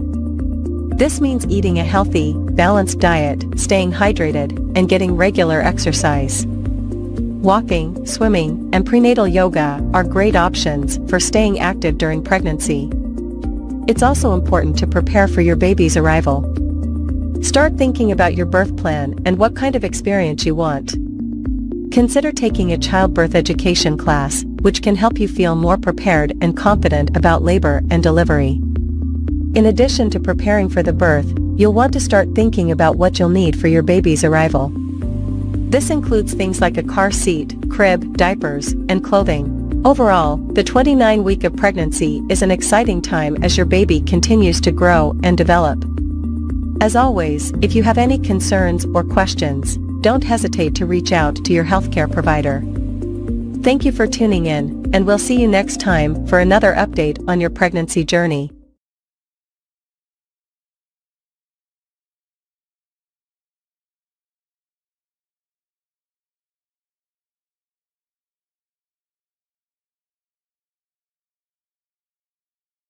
Hello, and welcome to this video about 30 weeks of pregnancy and baby development. This is an exciting time for both the mother and baby as there are many changes happening. In this video, we will discuss the baby's development, the mother's physical changes, and how to take care of yourself during this period. Baby development. At 30 weeks of pregnancy, the baby is about the size of a cucumber and weighs around 3 pounds.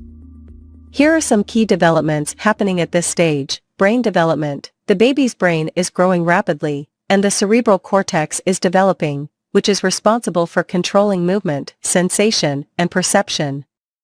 Lung development. The lungs are almost fully developed, and the baby is practicing breathing movements, which will help them breathe on their own after birth. Fat deposits. The baby is accumulating fat deposits under the skin, which will help regulate their body temperature and provide energy after birth. Sensory development. The baby's senses are becoming more refined, and they can recognize sounds, light, and even taste. Movement. The baby is quite active and can move around, kick, and even hiccup. You may feel their movements quite strongly at this stage. Mother's physical changes. As the baby grows, the mother's body will also go through many changes. Here are some of the most common physical changes at 30 weeks. Weight gain. Most women will have gained around 20 to 25 pounds by this stage of pregnancy. The weight gain is essential for the baby's growth and development. Braxton Hicks contractions. These are mild contractions that may be felt in the uterus. They are not usually painful and are a sign that the uterus is preparing for labor. Stretch marks. The skin around the abdomen may begin to stretch, causing stretch marks. These usually fade after pregnancy. Fatigue. As the baby grows, the mother may feel more tired and require more rest. Shortness of breath. The growing baby can put pressure on the diaphragm, making it harder to breathe deeply. Taking care of yourself. It's essential to take care of yourself during pregnancy to ensure both you and your baby stay healthy. Here are some tips for staying healthy during the 30th week of pregnancy. Eat a healthy diet. Make sure you are eating a balanced diet that includes plenty of fruits, vegetables, and lean protein. Avoid foods that are high in sugar or fat. Stay active. Regular exercise can help you feel better and reduce stress. Walking, swimming, and prenatal yoga are all good options. Conclusion. At 30 weeks of pregnancy, the baby is growing rapidly, and the mother's body is going through many changes. It's essential to take care of yourself and attend regular prenatal checkups to ensure both you and your baby stay healthy. Remember to eat a healthy diet, stay active, get plenty of rest, and drink plenty of water. Thank you for watching, and we wish you a healthy and happy pregnancy.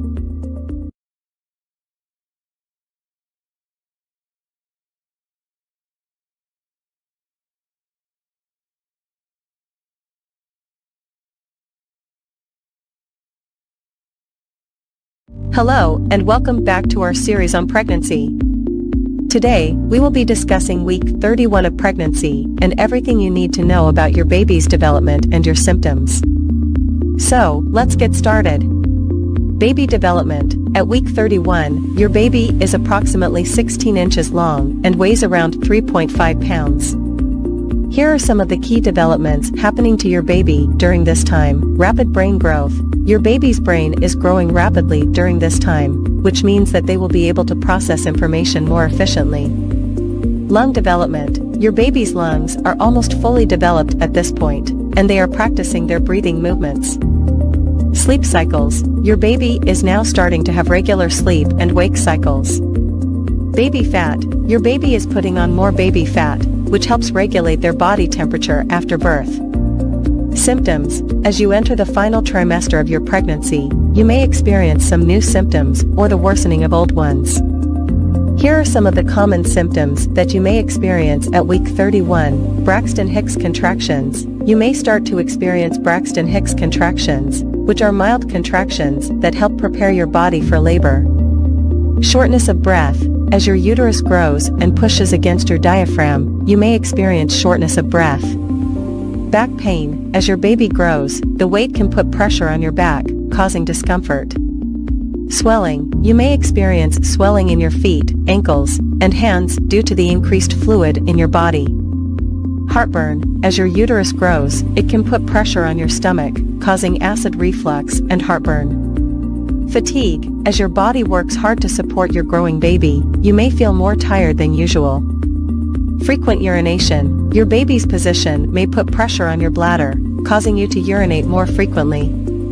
Tips for a healthy pregnancy. Eat a healthy diet. Make sure to eat a well-balanced diet that includes plenty of fruits, vegetables, whole grains, and lean proteins. Stay hydrated. Drink plenty of water and other fluids throughout the day to stay hydrated. Exercise. Gentle exercise, such as walking or swimming, can help relieve some of your pregnancy symptoms and prepare your body for labor.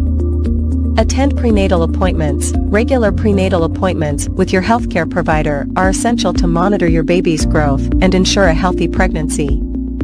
Take childbirth classes. Childbirth classes can help prepare you and your partner for labor and delivery. Conclusion. At week 31 of pregnancy, your baby is continuing to grow and develop rapidly. You may experience some new symptoms or the worsening of old ones, but there are steps you can take to stay healthy and comfortable during this time.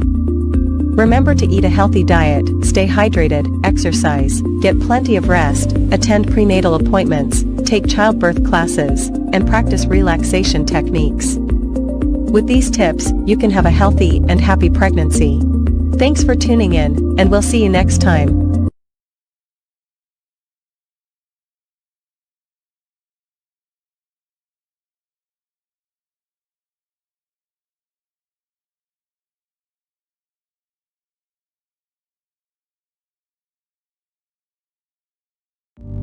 Hello everyone, welcome to my YouTube channel. Today we will be discussing 32 weeks pregnancy and baby development, symptoms, tips, and healthcare. As a senior gynecologist, I have had years of experience helping women through their pregnancy journey. So, without further ado, let's get started. Baby development. At 32 weeks, your baby is about the size of a large jicama, measuring around 16.7 inches long and weighing about 4 pounds. Your baby's eyes are now fully formed and can open and close them. The bones in your baby's skull are not yet fused, which allows for easier passage through the birth canal during delivery. Your baby's immune system is starting to develop, and they are producing white blood cells to help fight off infections.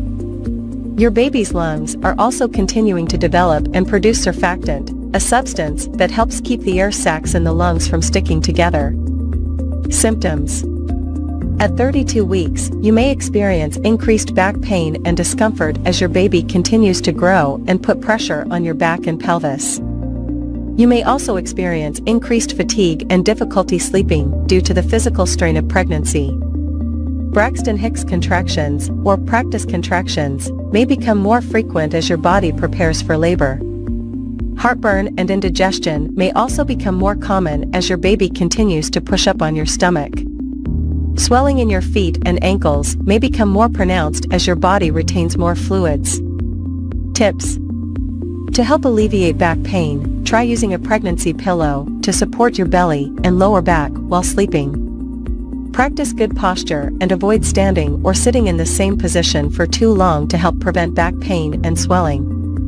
Stay hydrated and try to keep your feet elevated as much as possible to reduce swelling.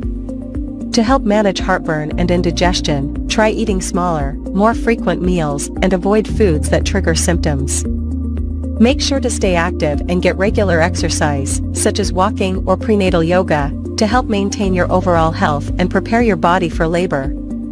Healthcare.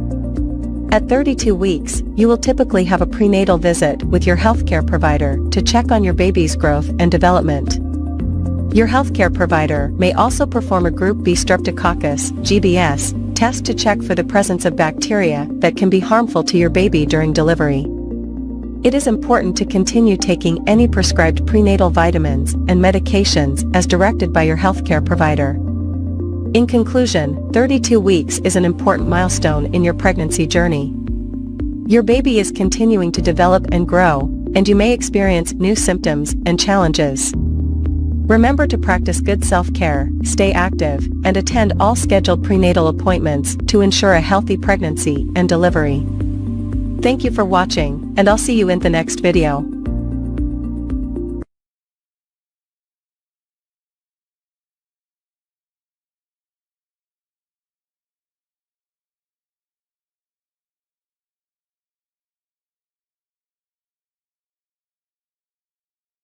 Hello everyone. Today, we will talk about the 33 week of pregnancy and the development of the baby at this stage.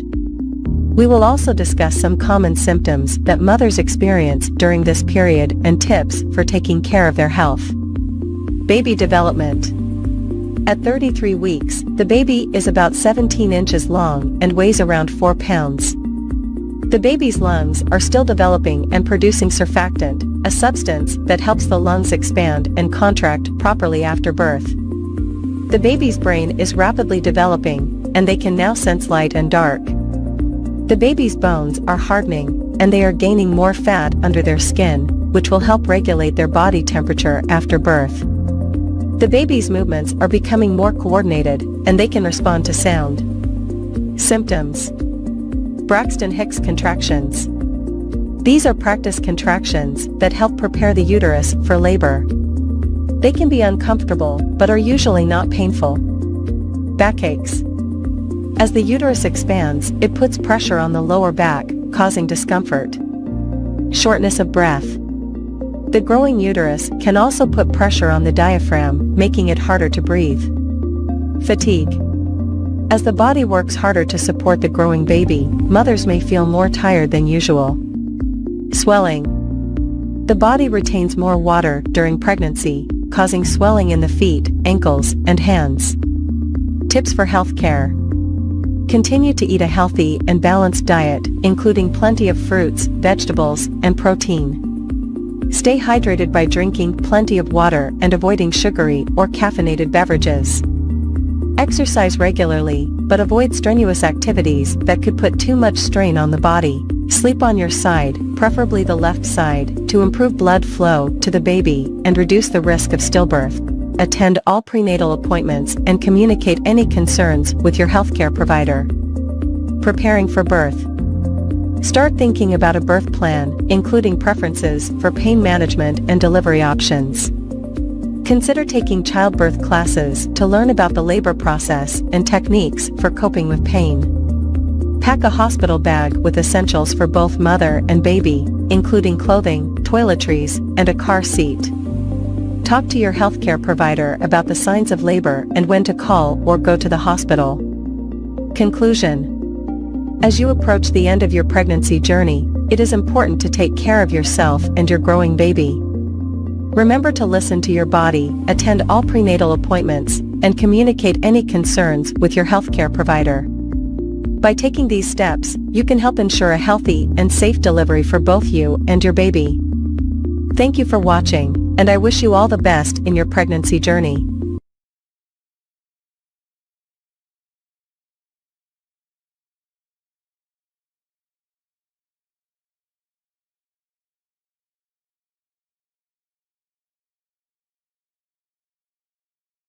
Hello everyone, we are going to discuss pregnancy at 34 weeks. At this stage, your baby is approximately 18 inches long and weighs around 4.5 pounds. Your baby's organs are fully developed, and they are continuing to gain weight and grow. Braxton Hicks contractions. These are practice contractions that your body goes through as it prepares for labor. They can be uncomfortable, but are usually not painful. Shortness of breath. As your baby continues to grow, it can push against your diaphragm and make it harder to breathe. You may notice that you need to take more frequent breaks or rest periods. Pelvic pain. As your baby moves into the birth canal, you may experience discomfort or pain in your pelvic area. Swelling. Many women experience swelling in their feet and ankles during pregnancy. Make sure to elevate your feet when possible and stay hydrated. Gestational diabetes. This is a type of diabetes that develops during pregnancy. If you are diagnosed with gestational diabetes, your doctor may recommend a special diet and monitoring your blood sugar levels. Preeclampsia. This is a potentially serious condition that can develop during pregnancy, characterized by high blood pressure and protein in the urine. If you experience symptoms like severe headaches, vision changes, or abdominal pain, contact your doctor immediately. Fetal movement. You should continue to monitor your baby's movements and contact your doctor if you notice any significant changes. Now, let's talk about some tips for taking care of yourself during this stage of pregnancy. Rest. As your due date approaches, make sure to get plenty of rest and sleep. This will help you conserve your energy for labor and delivery. Stay hydrated. Drink plenty of water and avoid sugary or caffeinated drinks. Exercise. Gentle exercise like walking or prenatal yoga can help you stay healthy and prepare your body for labor. Kegel exercises. These exercises can help strengthen your pelvic floor muscles and prepare your body for childbirth. Prenatal classes. Consider taking a prenatal class to learn more about childbirth, breastfeeding, and newborn care. Pack your hospital bag. Start packing your hospital bag with essentials like clothes for you and your baby, toiletries, and important documents. Talk to your doctor. Make sure to keep your doctor updated on any symptoms or concerns you may have. Finally, let's talk about your baby's development at 34 weeks. Baby's lungs. Your baby's lungs are almost fully developed, and they are practicing breathing movements in preparation for birth. Body fat. Your baby is continuing to gain weight and develop body fat, which will help regulate their body temperature after birth. Sleep and wake cycles. Your baby may start to have regular sleep and wake cycles, which can help prepare them for life outside the womb. Head down position. Most babies will move into the head-down position in preparation for delivery. Overall, pregnancy at 34 weeks is an exciting and important time as you prepare for the birth of your baby. Remember to take care of yourself and stay in touch with your doctor as you get closer to your due date. Thanks for watching, and I'll see you in the next video.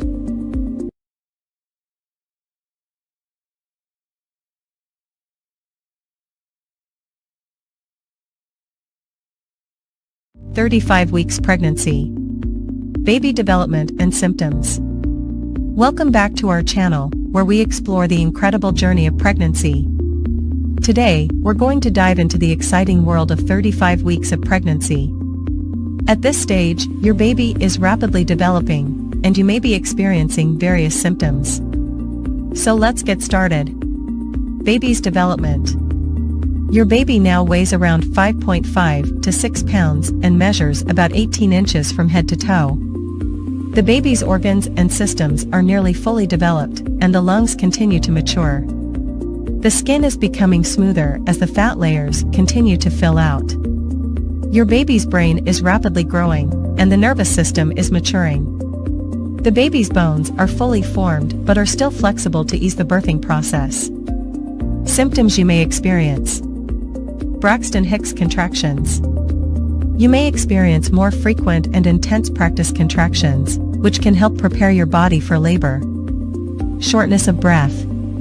As your uterus expands, it pushes against your diaphragm, making it harder to take deep breaths. Increased vaginal discharge. It's common to have a thicker and heavier discharge at this stage, but consult your doctor if it's accompanied by itching, burning, or a foul odor. Pelvic discomfort. The growing baby puts pressure on your pelvis, leading to pelvic pain or discomfort. Frequent urination. The baby's position and size may put pressure on your bladder, causing the need to urinate more often. Trouble sleeping. Finding a comfortable position becomes more challenging, and you may experience pregnancy-induced insomnia. Heartburn and indigestion. Hormonal changes and the baby's position can lead to increased acidity and digestive issues. Self-care tips for this stage. Rest and sleep. Listen to your body and prioritize getting enough rest and sleep. Exercise. Engage in gentle exercises like walking or prenatal yoga to stay active and relieve discomfort. Pelvic floor exercises. Strengthen your pelvic floor muscles by practicing Kegel exercises. Maintain a healthy diet. Focus on well-balanced meals that include fruits, vegetables, lean proteins, and whole grains. Stay hydrated. Drink plenty of water throughout the day to prevent dehydration and assist with digestion. Use proper body support. Invest in a maternity support belt or pillow to help alleviate back and pelvic pain. Practice relaxation techniques. Deep breathing exercises, meditation, or prenatal massages can help reduce stress and promote relaxation. Prepare for breastfeeding.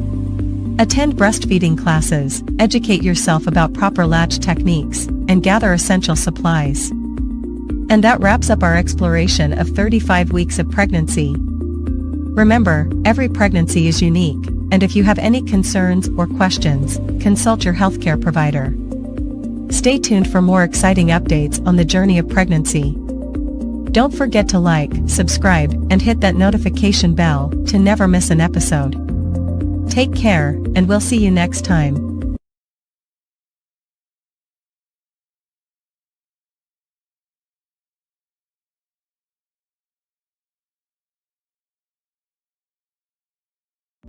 Greetings and welcome back to our Pregnancy Journey series.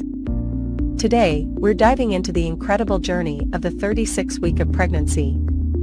As your due date gets closer, both you and your baby are experiencing some remarkable changes. Let's explore the symptoms you may encounter and the exciting developments happening to your little one. Maternal symptoms at 36 weeks. Increased discomfort. Your baby's growth puts additional pressure on your abdomen, causing discomfort and backaches. Frequent urination may persist as your baby continues to press on your bladder. Shortness of breath can occur due to limited space for your lungs. Braxton Hicks contractions. These contractions, also known as practice contractions, become more noticeable and frequent. They help prepare your body for labor, but they are usually irregular and mild. Swollen feet and ankles. Fluid retention can cause swelling in your feet and ankles. Elevating your legs and wearing comfortable shoes can help alleviate this symptom. Nesting instinct.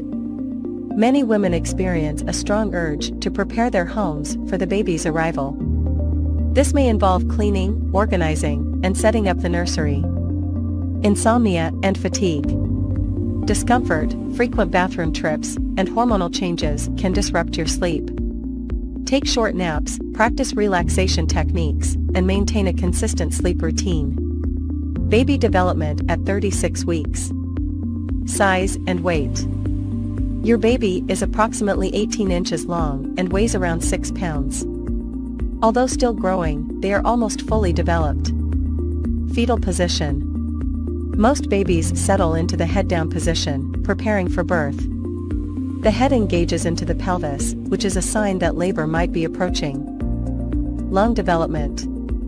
By 36 weeks, your baby's lungs have matured significantly.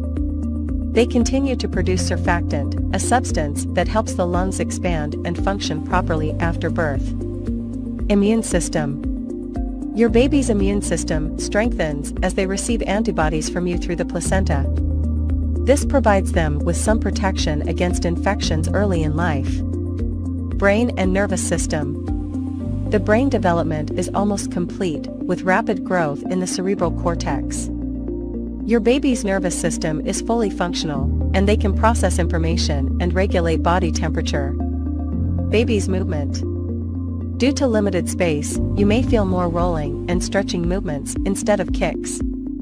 Hiccups are common as your baby practices swallowing and inhaling amniotic fluid.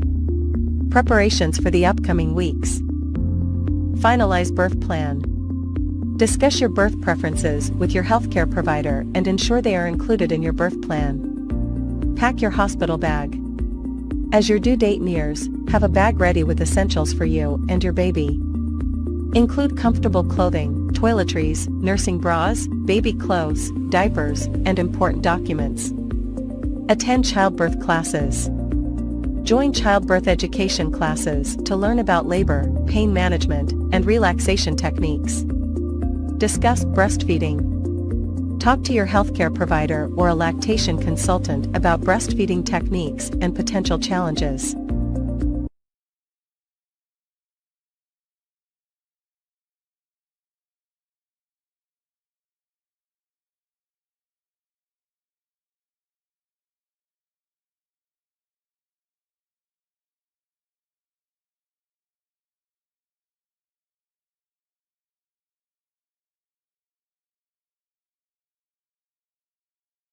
Hello and welcome back to our pregnancy journey.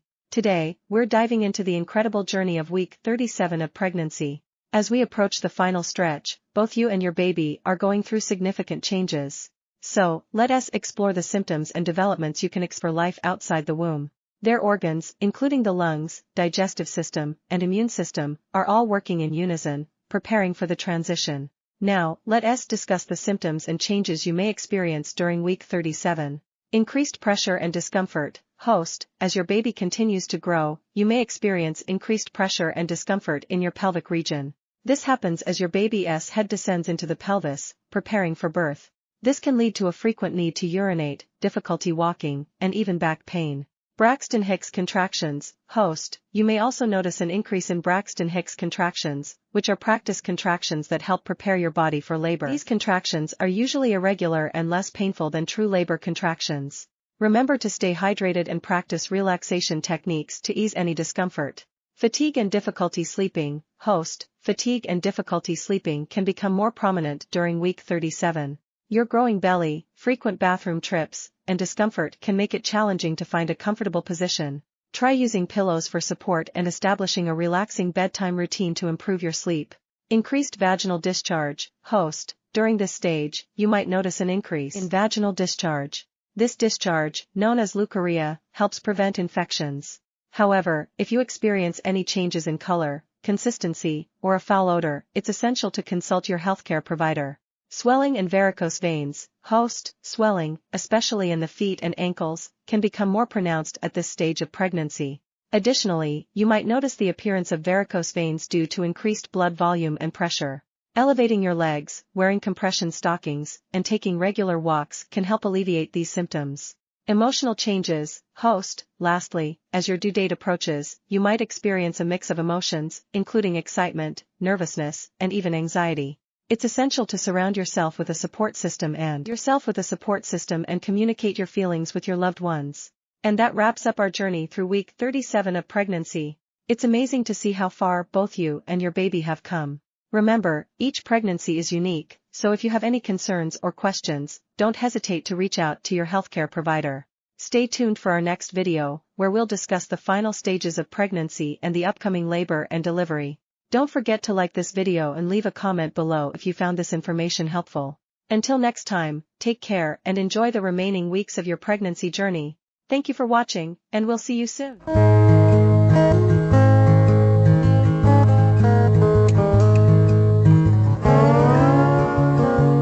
Hello, and welcome Welcome back to our YouTube channel, where we discuss all things pregnancy and baby related. Today, we're diving into the fascinating world of 38 weeks of pregnancy. So, let us get started. Baby's size and weight. At 38 weeks, your baby is approximately the size of a pumpkin, measuring around 19 to 21 inches 48 to 53 centimeters and weighing about 6 to 7 pounds 2.7 to 3.2 kilograms. Your little one has been growing and developing rapidly throughout the pregnancy journey. Organ development. By this stage, your baby's organs, including the lungs, digestive system, and immune system, are almost fully developed. These organs have been maturing over the past several weeks, preparing your baby for life outside the womb. Baby's position. Most babies settle into a head-down position in the uterus by 38 weeks. This is known as the vertex or cephalic presentation, which is the ideal position for a vaginal delivery. However, if your baby is not in the head-down position, your healthcare provider may discuss options for encouraging the baby to turn. Braxton Hicks contractions. You may be experiencing Braxton Hicks contractions more frequently now. These practice contractions feel like a tightening of the abdomen and are a way for your body to prepare for labor. If the contractions become regular, intense, or are accompanied by other signs of labor, it's important to contact your healthcare provider.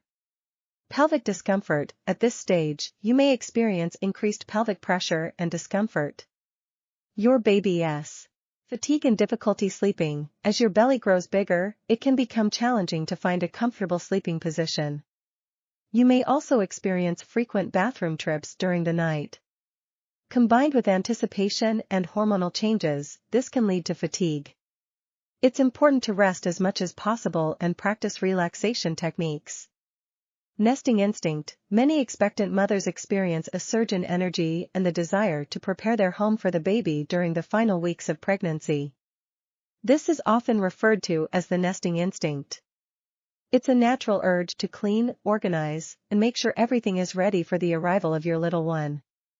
Emotional changes. With the due date approaching, it's common to feel a mix of excitement, anxiety, and a range of other emotions. The hormonal fluctuations can contribute to mood swings as well.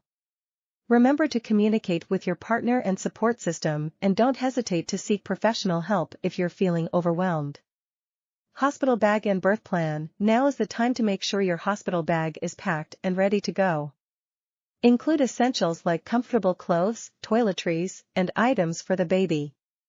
It's also a good idea to have your birth plan written out and discuss it with your healthcare provider. However, keep in mind that labor and delivery can be unpredictable, so be flexible with your expectations. That wraps up our discussion on the development and symptoms during 38 weeks of pregnancy. We hope you found this information helpful and informative. Don't forget to subscribe to our channel for more pregnancy and baby-related content. As always, take care of yourself and your little one. See you next time. Welcome to our YouTube channel, where today, we'll take you on a fascinating journey through the 39 weeks of pregnancy and baby development. From the magical moment of conception to the incredible birth of a new life, we'll explore the various stages, milestones, and changes that occur during this remarkable process. So, let us dive right in. Week 1 Conception. Host. In Week 1, conception occurs when a sperm fertilizes an egg, forming a zygote. This tiny cluster of cells begins its journey towards the uterus. Week 2 Implantation. Host. By Week 2, the zygote implants itself into the uterine lining, where it will receive nourishment and continue its rapid division and growth. Week 3 Embryonic Development. Host. During Week 3, the zygote becomes an embryo, and its cells start differentiating into the brain, spinal cord, and other essential structures. Week 4 Heartbeat. Host. In the 4th week, the heart starts to beat, and the embryo begins to take on a recognizable shape. It's about the size of a poppy seed at this stage. Week 5 Nervous System. Host. By Week 5, the nervous system starts developing, and limb buds appear, which will eventually grow into arms and legs. Week 6 Facial Features. Host. In Week 6, the embryo's facial features, such as eyes, ears, and a mouth, begin to form. Week 7 Organ Development. Host. Week 7 marks the beginning of organ development, with the brain, lungs, liver, and kidneys all starting to take shape. Week 8 Fetal Stage. Host. At Week 8, the embryo officially becomes a fetus. It's about the size of a raspberry and can start moving its limbs. Week 9-12 rapid growth, host, during weeks 9 to 12, the fetus undergoes rapid growth. Its sex organs start to form, and it can make small movements, though the mother cannot feel them yet. Week 13 trimester 1 ends, host, at week 13, the first trimester comes to an end.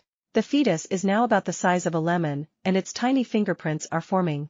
Week 14-16 developing senses, host, in weeks 14 to 16, the fetus's senses begin to develop.